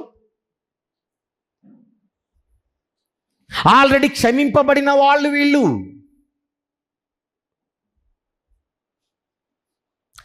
నేను తుయతైర సంఘములో ఉదాహరణకు ఒక 200 మంది అనుకోండి, అందులో 50 మంది భ్రష్టులైపోయారు, ఇంకొక 150 మంది ఉన్నారని చెప్పేనే ఆ 150 మంది కేటగిరీకి చెందిన వాళ్ళు ఇల్లు. అర్థమవుతుందా? ఆ 150 మంది కేటగిరీకి చెందిన వాళ్ళు. ఆ 150 మంది ఎవరు? ఆయన నామమును బట్టి ఆల్రెడీ చెప్పాలి పాపాలు క్షమింపబడిన వారు. పాపాలు క్షమింపబడిన వారితో చెబుతున్నాడు 1వ అధ్యాయం 9వ వచనంలో. 1వ అధ్యాయం 9వ వచనంలో మన పాపములను మనము ప్రభు ఎదుట ఏం చేయాలి? ఒప్పుకోవాలి. అప్పుడు వీళ్ళందరూ కలిసి యోహాను గారికి ఏం చెప్పాలి? అయ్యా, మీకు ఇంకా సిలువ దగ్గర దొరికిన క్షమాపణ గురించి నాలెడ్జ్ లేనట్టుంది, మీకు ఇంకా హైపర్ గ్రేస్ డాక్టరీని సరిగా అర్థం కానట్టుంది, వినండి అని వీళ్ళందరూ మళ్ళీ పత్రిక రాయాలి రివర్స్ ఆయనకి. సిలువ దగ్గర ఆల్రెడీ పాపాలు క్షమింపబడితే మళ్ళీ ఒప్పుకోమని చెప్తావేంటి అని ఎవడు అడగడు ఇక్కడ. చూద్దాం ఇంకా కింద 13-12 నుంచి.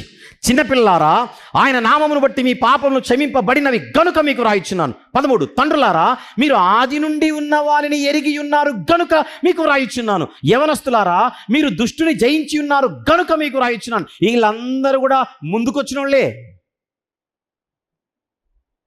చిన్నపిల్లలారా 14వ వచనం, మీరు తండ్రిని ఎరిగి ఉన్నారు గనుక మీకు రాయిచున్నాను.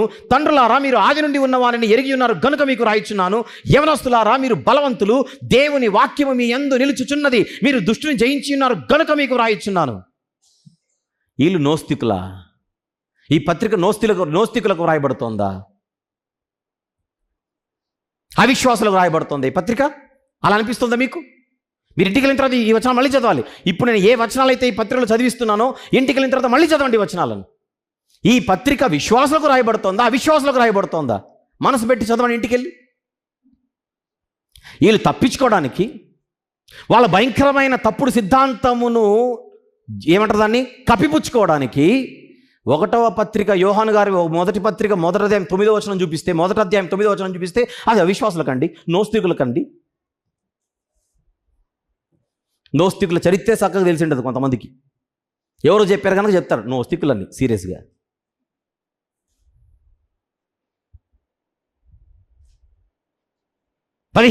ఈ లోకమునైనను లోకములో ఉన్న వాటినైనను ప్రేమింపకుడి. ఒక రకంగా చెప్తే లోకము వేరు మనం వేరు అన్నట్టుగానే మాట్లాడుతున్నాడు ఆయన. లోకము వేరు మనము వేరు అన్నట్టుగానే మాట్లాడుతున్నాడు. ఎవడైనను లోకమును ప్రేమించిన ఎడల తండ్రి ప్రేమ వానిలో ఉండదు. లోకంలో ఉన్నదంతయు అనగా శరీరాశ, నేత్రాశ, జీవపుడమము తండ్రి వలన పుట్టినవి కావు, అవి లోక సంబంధమైనవే. ఇప్పుడు కొసమెరిపోయిందంటే 18వ వచనం నుంచి 2వ అధ్యాయం 18వ వచనం నుంచి ప్రత్యర్థుల గురించి మాట్లాడతాడు చూడండి. ఇప్పుడు అసలు పత్రిక రాస్తోందేమో తన వారికి రాస్తూ వాళ్ళ విషయమై జాగ్రత్త అని చెబుతుంటాడు. చూద్దాం. చిన్నపిల్లలారా 18వ వచనం, ఇది కడవరి గడియ, క్రీస్తు విరోధి వచ్చునని వింటిరి కదా, ఇప్పుడు అనేకులైన క్రీస్తు విరోధులు బయలుదేరి ఉన్నారు, ఇది కడవరి గడియ అని దీని చేత తెలుసుకొనిచున్నామని 19వ వచనంలో వారు మనలో నుండి బయలు వెళ్ళిరి. ఎవరు వారు అంటే ఎవరు ఉన్నారు? క్రీస్తు విరోధులు. వారు మనలో నుండి బయలు వెళ్ళిరి కానీ వారు మన సంబంధులు గారు. మీరు చెప్పండి, ఆ పదజాలాన్ని బట్టి చెప్పండి. ఇది విశ్వాసులకా అవిశ్వాసులకా? పత్రిక రాస్తోంది వాళ్ళు మన సంబంధులు గారు, మన వాళ్ళు కాదని చెప్తున్నాడంటే మన వాళ్ళని తనతో కలుపుకొని మాట్లాడుతాను. ఇంతకు వీళ్ళెవరు? విశ్వాసులు. 19వ వచనంలో ఆయన మాట్లాడుతున్న వారు అంటే ఎవరు? ప్రత్యర్థులు, శత్రువులు అన్నట్లా. వీళ్ళు ప్రయాణం చేస్తున్న మార్గంలో లేనివారు, దారి తప్పినవారు, వారు మనలో నుండి బయలు వెళ్ళిరి. ఒకప్పుడు మనలోనే ఉండిరి, మనలోనే ఉండి మనలో నుండి వెళ్ళిపోయారు. వాళ్ళు దారి తప్పిన వాళ్ళే. వారు మనలో నుండి బయలు వెళ్ళిరి కానీ వారు మన సంబంధులు కారు. వారు మన సంబంధులైతే మనతో కూడా నిలిచి ఉందురు. అయితే వారందరూ మన సంబంధులు కారని ప్రత్యక్షపరచబడినట్లు వారు బయలు వెళ్ళిరి, మనతోనే ఉండి కొద్ది కాలం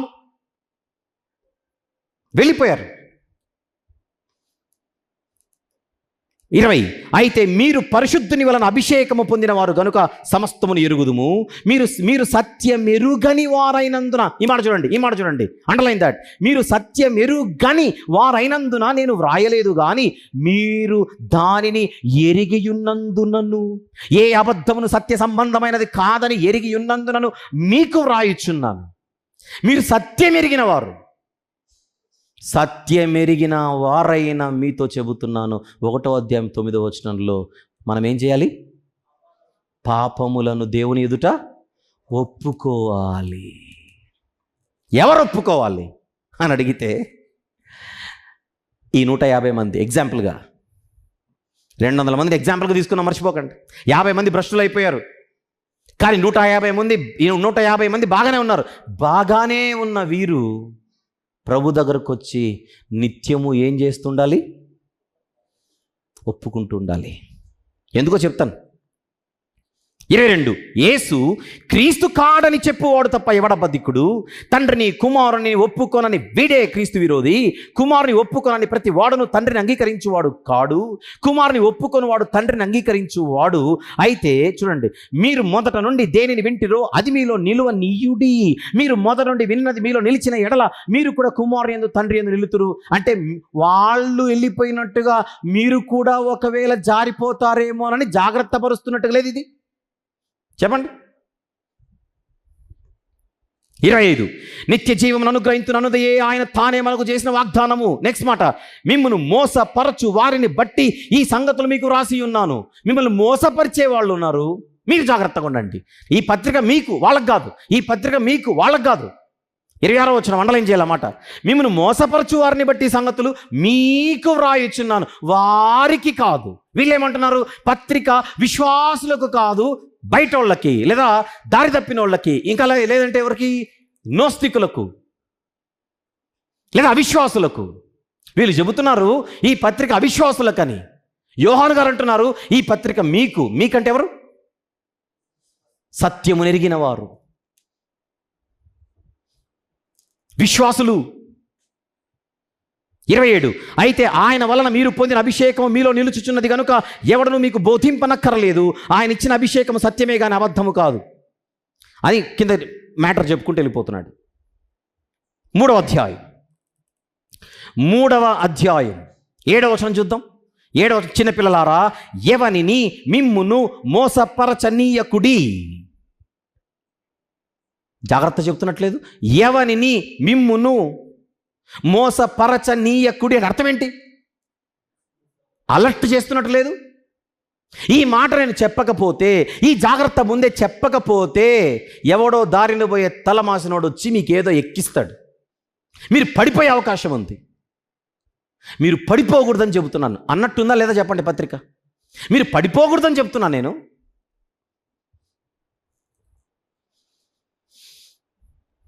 నెమ్మదిగా భయంకరమైనటువంటి దుర్బోధల ఛాయలు సంఘాలపై అలుముకుంటున్నటువంటి నేపథ్యంలో అపోస్తలుడైనటువంటి నేను ఈ జాగ్రత్తలు మీకు చెప్పాలి.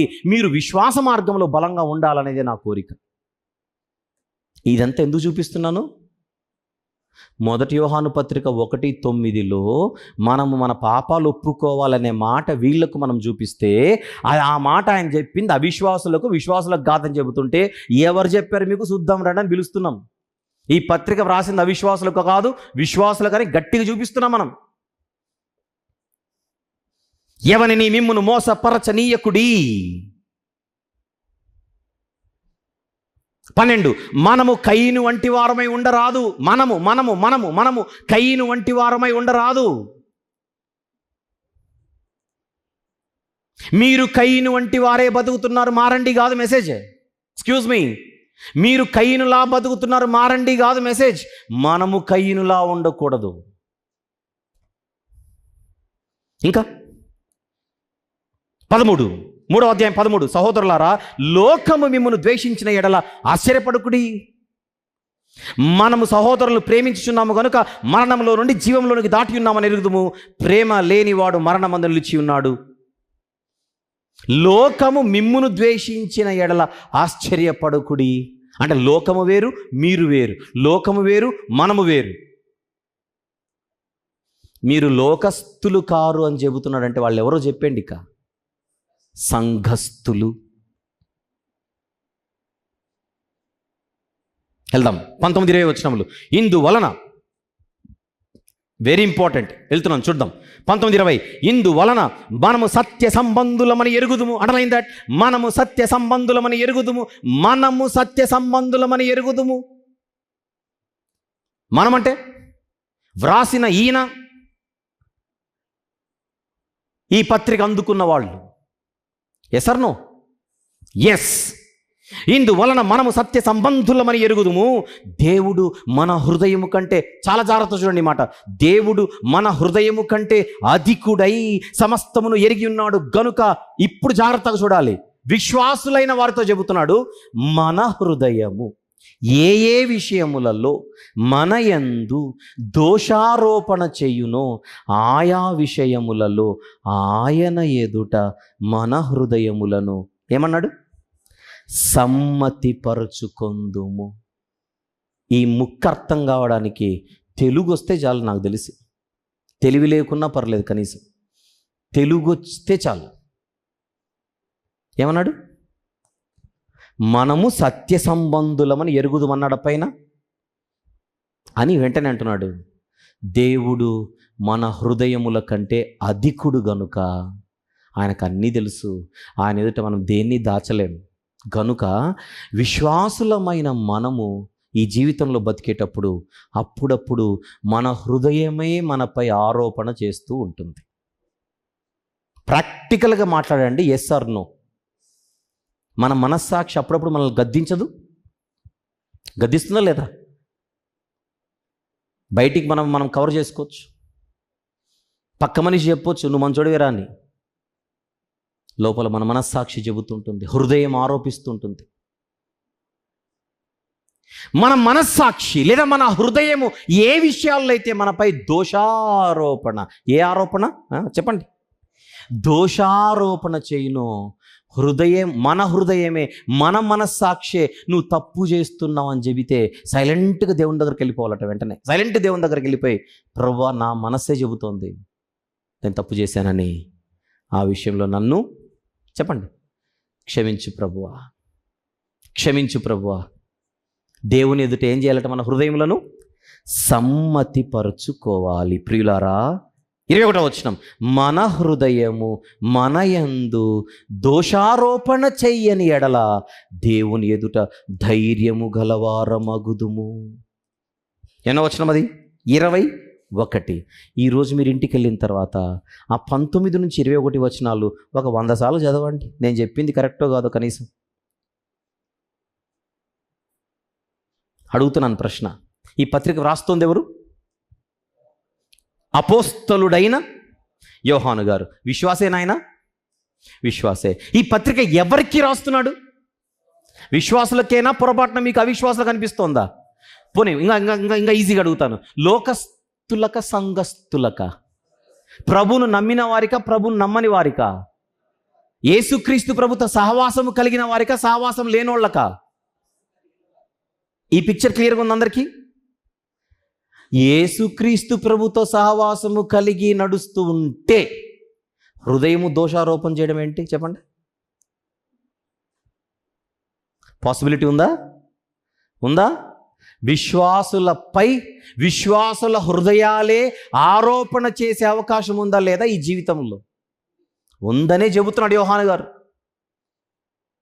అది మీరే కాదు, నాకు కూడా వర్తిస్తుంది అంటున్నాడు యోహాను గారు. మనము అని కలుపుకుంటున్నాడు చూడండి. మన హృదయం, మన హృదయం. నాకు తెలియక అడుగుతున్నాను, దేవుని ఎదురు వచ్చి ఎలా సమ్మతిపరచుకోవాలి? ఎలా సమర్థిపరచుకోవాలి? ఇంగ్లీష్లో చూపిస్తావా? 20-21 వచనాలు మొదటి పత్రికలో. This is how we know that we belong to the truth and how we set our hearts at rest in his presence. If our hearts condemn us, we know that God is greater than our hearts and he knows everything. ఆయన చెప్పేది ఏంటో చెప్పను ఇక్కడ. విశ్వాసులారా, మీరు ఒకవేళ ఎప్పుడైనా పడిపోతే పొర్రపాటున కూడా దేవుడేం చూసిండట్లే, బిజీగా ఉంటాడు అని అనుకోకండి. పొర్రపాటున కూడా ఈ ముక్క కూడా దేవునికి తెలుస్తుందా? అది ఎక్కడో జరిగింది కదా, నా తలంపులో జరిగింది కదా, నా ఊహల్లో జరిగింది కదా, ఎక్కడో నా హృదయం యొక్క తలంపులలోని ఊహలో కదా జరిగింది. ఊహనే కదా అని ఊరుకోకండి. He knows everything.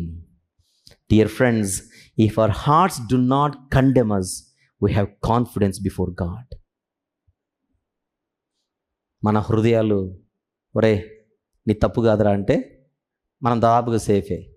కానీ మన మనస్సాక్షి కరెక్ట్ రిపోర్ట్ ఇస్తుంటుంది. మనం కవర్ చేసుకున్న లోపల నుంచి తంతుంటుంది. అది ఏం చెప్పాలనుకుంటున్నాడు? పొర్రపాటున కూడా ఆయన ఇది గమనించి ఉండడులే, చూసి ఉండడులే, నోటీస్ చేసి ఉండడులే.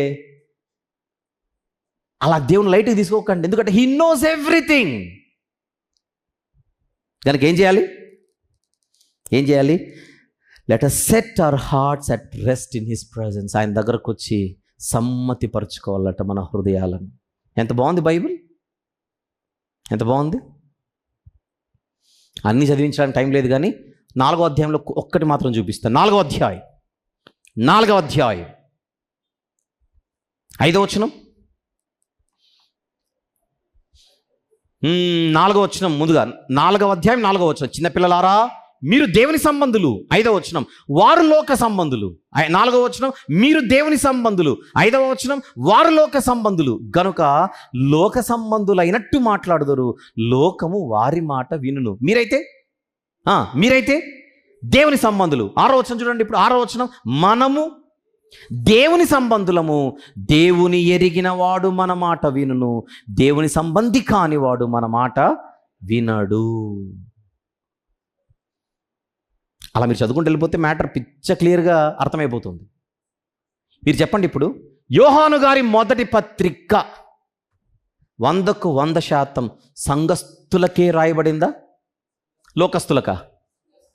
సంఘస్థులకే. విశ్వాసులకే రాయబడిందా? అవిశ్వాసులకా?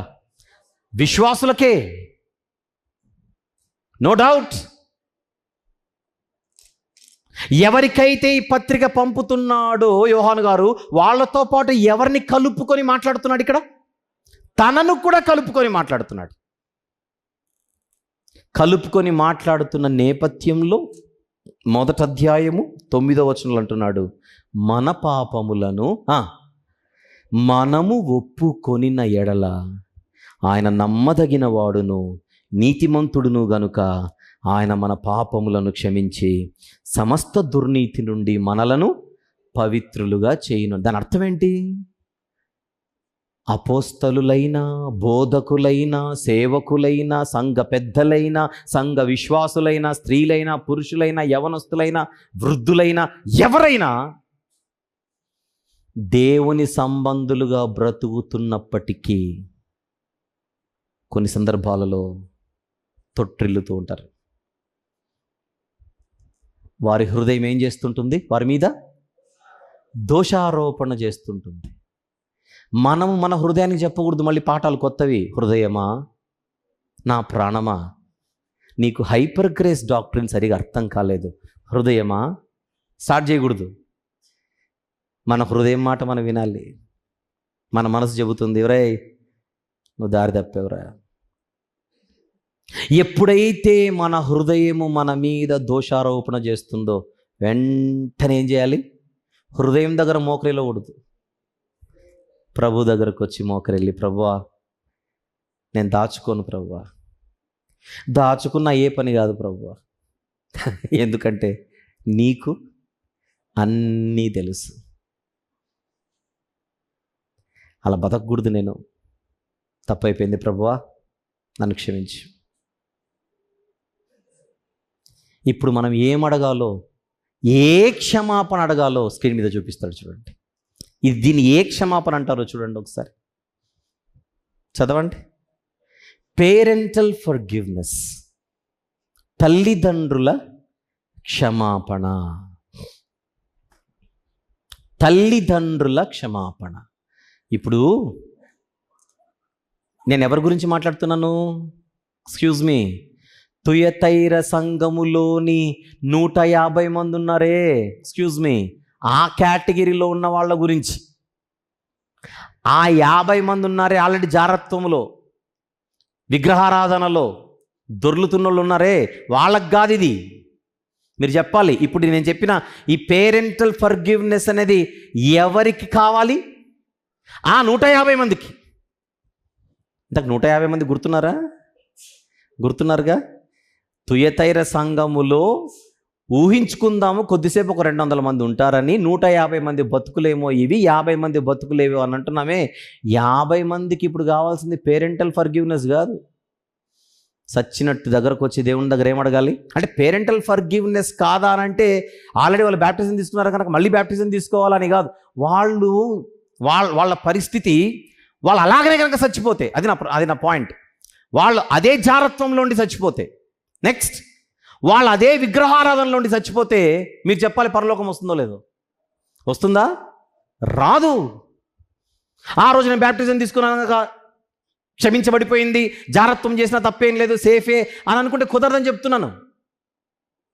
వాళ్ళు they are not in the safe condition, they are not in the safe situation.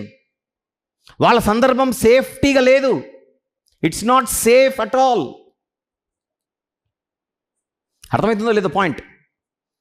కనుక మీరు చూసేటప్పుడు ఆ 50 మందిని ఒకలా చూడాలి, ఈ 150 మందిని ఒకలా చూడక తప్పదు.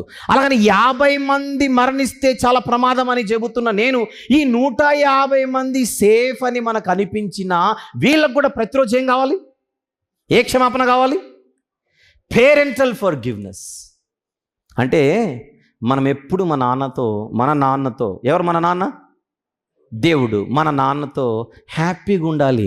ఆయనను డిసప్పాయింట్ చేస్తూ, ఆయన బాధపడేలా చేస్తూ, ఏం కాదులే, నువ్వు నాన్నే కదా, నువ్వు అర్థం చేసుకుంటావులే అనకూడదు. ఆ ఫీలింగ్ ఉండకూడదు. అలాగని రోజు పగలంతా తొట్టిల్లి రాత్రి వచ్చి డాడీ సారీ అని చెప్పి మళ్ళీ నెక్స్ట్ డే అది చేస్తే డాడీని లైట్కి తీసుకున్నాడు. అది వేరే పరిస్థితికి దారి తీస్తుంది. మళ్ళీ అది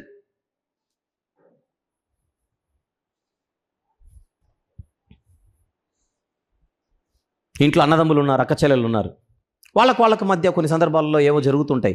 జరిగినప్పుడు మళ్ళీ వాళ్ళిద్దరి మధ్యనే మళ్ళీ అన్నయ్య తప్పైపోయింది అని చెల్లి అంటే అన్నయ్య క్షమించడం, ఇవేంటిది? అక్క చెల్లెల మధ్య, అన్నదమ్ముల మధ్య, బంధువుల మధ్య, స్నేహితుల మధ్య ఈ బంధాలు ఉంటాయే, బంధాలు ఉన్నప్పటికీ కొన్ని సందర్భాలలో క్షమాపణలు మనం కోరుతూ ఉంటాం. ఎసర్ను స్నేహితుల మధ్య క్షమాపణలు, బంధువుల మధ్య క్షమాపణలు, అన్నదమ్ముల అక్క చెల్లెల మధ్య క్షమాపణలు. దీనిని ఏమంటారో చూడండి ఒకసారి. Relational forgiveness. ఏమంటారు దాన్ని? బాంధవ్య క్షమాపణ. బాంధవ్య క్షమాపణ.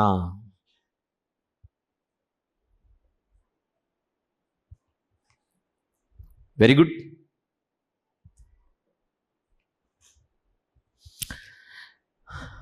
వచ్చేద్దాం, అసలు పాయింట్కి వచ్చేద్దాం. దేవునితో ఇప్పుడు మనకు ఏ రిలేషన్ ఉంది? తండ్రి పిల్లల రిలేషన్ ఉంది. మన వలన అనేక సందర్భాలలో దేవుడు నా కుమారుడు, నా కుమార్తె, నా బిడ్డ ఇలా కదా ఉండాలి, ఎందుకు ఇలా వ్యవహరించాడు, ఎందుకు ఇలా ప్రవర్తించాడు, ఎందుకు ఇలా చేసింది అన్న డిసప్పాయింట్మెంట్ దేవునికి మన విషయాల్లో కలుగుతూ ఉంటుందా, కలుగుతూ ఉండదా? చెప్పండి. అంతెందుకు, ఏదో పెద్దది అవసరంలా. ఈరోజు మందిరానికి వచ్చే అవకాశం ఉండి రాకుండా ఇంట్లోనే కూర్చున్న వాళ్ళందరూ ఇప్పుడు దేవునికి ఏం చెప్పాలి? చెప్పండి. నువ్వు ఆదివారం మందిరానికి రావాల్సిన వ్యక్తి మందిరానికి రాకుండా ఇంటికి ఎందుకు పరిమితం అయ్యావు? నీకు తెలుసు కదా ప్రభువా, you no I'm your son, I'm your daughter, take it easy dad అందమా? ఎన్ని మార్లు దేవుణ్ణి అలా మనము చిన్న చిన్న విషయాలలో కూడా బాధ పెట్టి ఉంటాం. చెప్పండి.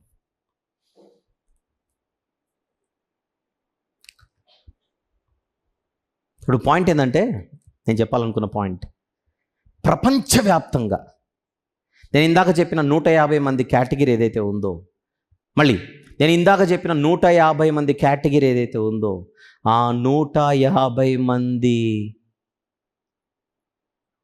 వీళ్ళ పరిస్థితి, దేవునితో చక్కగా రిలేషన్ కలిగి వెళుతూ ఎక్కడో చిన్న తొట్టిల్లపాటు, వెంటనే కళ్ళు తెరుచుకొని చచా ఇంత మంచి తండ్రి నేను, ఆయనకు తగ్గ బిడ్డగా నేను బతకాలి. ఏ మైండ్ సెట్తో ఉన్న వాళ్ళు సేఫో చెప్తున్నాను మీకు. ఏ మైండ్ సెట్తో ఉన్న వాళ్ళు క్షేమమో చెబుతున్నాను. మనకు అసలు దేవుణ్ణి బాధ పెట్టాలనే పరిస్థితి లేదు, వెళుతున్నాం, ప్రయాణం చేస్తున్నాం, కానీ ఎక్కడో పొరపాటు జరిగింది. అప్పుడు వెంటనే మనం కళ్ళు తెరుచుకొని, ఇది నేను నా తండ్రికి తగ్గ కుమారుని జీవితం కాదు, నా తండ్రికి తగ్గ బిడ్డ జీవితం కాదు. వెంటనే ఆయన దగ్గరకు వచ్చి ఏం చేయాలి? మన హృదయములను చెప్పండి సమ్మతిపరుచుకొని, ప్రభువా నన్ను ఇంకా బలపరచు ప్రభువా, నేను ఇంకా బలంగా ముందుకెళ్ళాలి, ఈ చిన్న చిన్న వాటిని కూడా నేను జయించాలి అని ఆయనతో ఒక మంచి రిలేషన్ కలిగి వెళ్ళడం. ఈరోజు మన మధ్య ఉంది చూడండి సంబంధాలు, మన మధ్య మంచి రిలేషన్ ఉంటుంది. ఒకవేళ పొరపాటున మిమ్మల్ని నేను అపార్థం చేసుకున్నా, నన్ను మీరు అపార్థం చేసుకున్న తర్వాత ఒకరినొకరు చక్కగా క్షమించేసుకొని ఒకరినొకరు అర్థం చేసుకొని వెళ్ళిపోతుంటాం చూడండి. మనకు మధ్య ఉండే రిలేషన్ ఎలాగైతే ఉంటుందో, అంటే ఓవరాల్గా దేవునితో ఒక హెల్దీ రిలేషన్, ఆయనకు మొదటి ప్రాధాన్యతనిచ్చి ఆయన అధికారం కింద బ్రతుకుతూ, ఆయన యొక్క అంబ్రెల్లా కింద, ఆయన చల్లని నీడలో బతుకుతూ ఒక ఫ్యామిలీగా ముందుకెళ్ళడం. ఒక ఫ్యామిలీగా ముందుకెళ్ళడం. ఒకసారి మన ఇంట్లో ఉండే ఫ్యామిలీ రిలేషన్స్ ఒకసారి ఊహించుకోండి. భార్యాభర్తలకు మధ్య ఉండే ఒక బౌండరీస్లో ఉండే రిలేషన్, తల్లిదండ్రులకు పిల్లలకు మధ్య ఉండే రిలేషన్. ఇక్కడ పాయింట్ ఏంటంటే, మనం దేవుణ్ణి ఒక పేరెంట్గా మనము ఆయన పిల్లలం అనేటువంటి భావనతో ప్రాక్టికల్గా మనం బ్రతకకుండా, వారానికి ఒకరోజు ఆయనకు అపాయింట్మెంట్ ఇచ్చి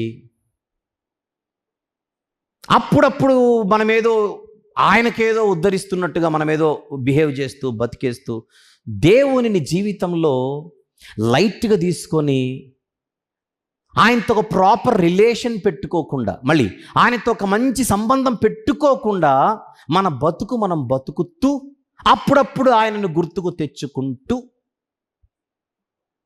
ఇది ప్రాపర్ రిలేషనా అని అడుగుతున్నాను, చెప్పండి. ఇది కరెక్ట్ సంబంధమా? ఉదయం అనగా లేచి ఉద్యోగానికి వెళ్ళిన మనిషికి ఇంటికి తిరిగి వచ్చేంత వరకు ఇంట్లో భార్య పిల్లలు, తాను ఎందుకు ఉద్యోగం చేయాలి, ఎందుకు సంపాదించాలి, ఎందుకు రోజు ఈ ఎండనక వానక కష్టపడాలి, దీని అందరికి ఒక రీజన్ ఉంటుంది. నేను ఇలా చేస్తేనే నా వెనకల నా భార్య, నా వెనకల నా పిల్లలు, నా కుటుంబం. అడుగుతున్నాను, ఈరోజు బయటికి వెళ్ళి పని చేసే పురుషులందరూ కుటుంబం కోసమే కాదు పని చేసేది. కుటుంబంతో రిలేషన్ ఉందా లేదా చెప్పండి. అంటే నువ్వు ఇంట్లో ఉన్న రిలేషన్ ఉంది చెప్పాలి, బయటికి వెళ్ళినా నువ్వు ఫ్యామిలీ కొరకే బతుకుతున్నావు, ఫ్యామిలీ కొరకే మనం బతుకుతున్నాం లేదా పని చేస్తున్నాం. సహోదరి ఇంటి ఇల్లాలు వంటగదికి వెళ్ళి వంట చేస్తోంది. ఆ వంట చేసేటప్పుడు తనకు మైండ్లో ఎవరెవరు తిరుగుతుంటారు చెప్పాలి? ఇంట్లో ఉన్న వాళ్ళందరూ తిరుగుతారు. మా ఆయనకు ఇలా చేయాలి, ఇలా ఉంటే మా ఆయనకు నచ్చుతుంది, ఇలా ఉంటే నా పెద్దోడికి నచ్చుతుంది, ఇలా ఉంటే నా బిడ్డకు నచ్చుతుంది. ఆమె లెక్కలు చూడండి.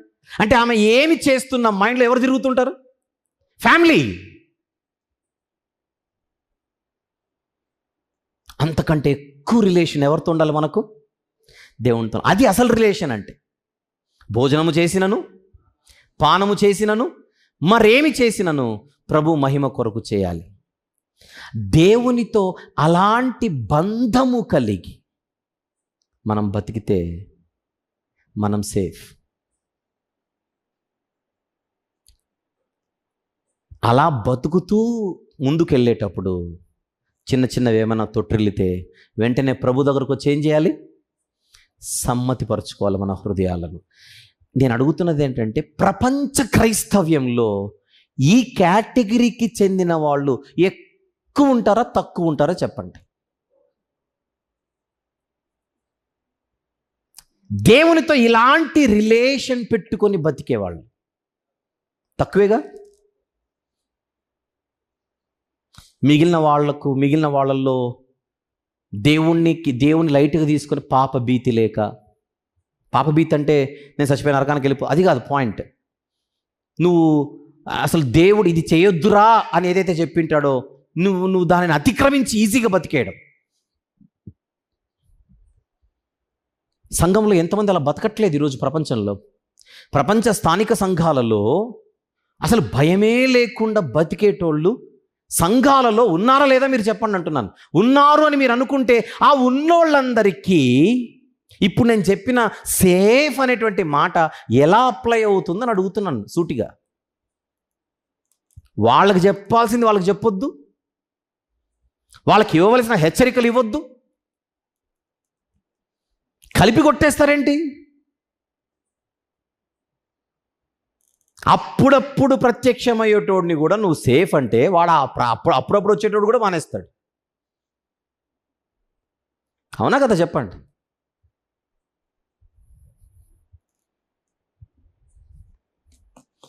వచ్చే వారం కొనసాగిద్దాం. దీనికి ఒక టైటిల్ ఇస్తున్నాను, విశ్వాసులు పాపాలను ఒప్పుకొనవలెనా. మొదటి భాగం ఇది, విశ్వాసులు పాపాలను ఒప్పుకొనవలెనా, క్వశ్చన్ మార్క్. ఇది మొదటి భాగం. వచ్చే వారం దీన్ని కొనసాగింపు. ఈ మెసేజ్ని జాగ్రత్తగా మీరు మనసులో పెట్టుకొని ఆలోచించండి, అందరూ ఆలోచించండి. మీకు ఎంతమందికి ఈరోజు నేను మాట్లాడింది సత్యమే అనిపించిందో చేయొద్దండి. పక్కా కదా? Very good. మీరు కూడా ఆలోచించి చైతన్యవంతులై మరుసటి భాగానికి సిద్ధపడి మిస్ అవ్వకుండా రావాల్సిందిగా మనవి చేస్తున్నాను. మిస్ అవుతున్న వారిని కూడా ప్రోత్సహించి తప్పకుండా తీసుకుంటారండి. ప్రార్థన చేసుకుందాం. ప్రేమగల తండ్రి, కృపగల దేవ, ఈ రాత్రి మీరు ఇచ్చినటువంటి సందేశమును బట్టి స్తుతులు చెల్లిస్తున్నాం ప్రభువా. చక్కని మాటలు మేమందరము విన్నాం. ఆలోచించవలసినటువంటి బాధ్యత అందరిది. ఏ మాటలు ఎవరికి ఆపాదించబడతాయో అన్నది కూడా ఆలోచన లేకుండా, హెచ్చరికలు చేయవలసిన పరిస్థితుల్లో హెచ్చరికలు చేయకుండా, నాయనా వచ్చిన ప్రతి ఒక్కరిని మీ బ్రతుకులు క్షేమంగా ఉన్నాయి అని ప్రకటించుకుంటూ ముందుకెళితే ఎందరో మరింత నిర్లక్ష్యానికి గురవుతున్నటువంటి నేపథ్యంలో, వాక్యములోని వచనాలను వక్రీకరిస్తున్నటువంటి పరిస్థితులలో ఇది కాదు అని వాస్తవాలను నేర్చుకునే ప్రయత్నం మేము చేస్తుండగా మరింత మమ్మల్ని బలపరచమని వేడుకొనొచ్చు. యేసు ప్రభు వారి పరిశుద్ధ నామములో ఈ ప్రార్థన మీకే సమర్పించి వేడుకొనుచున్నాము తండ్రి. ఆమెన్.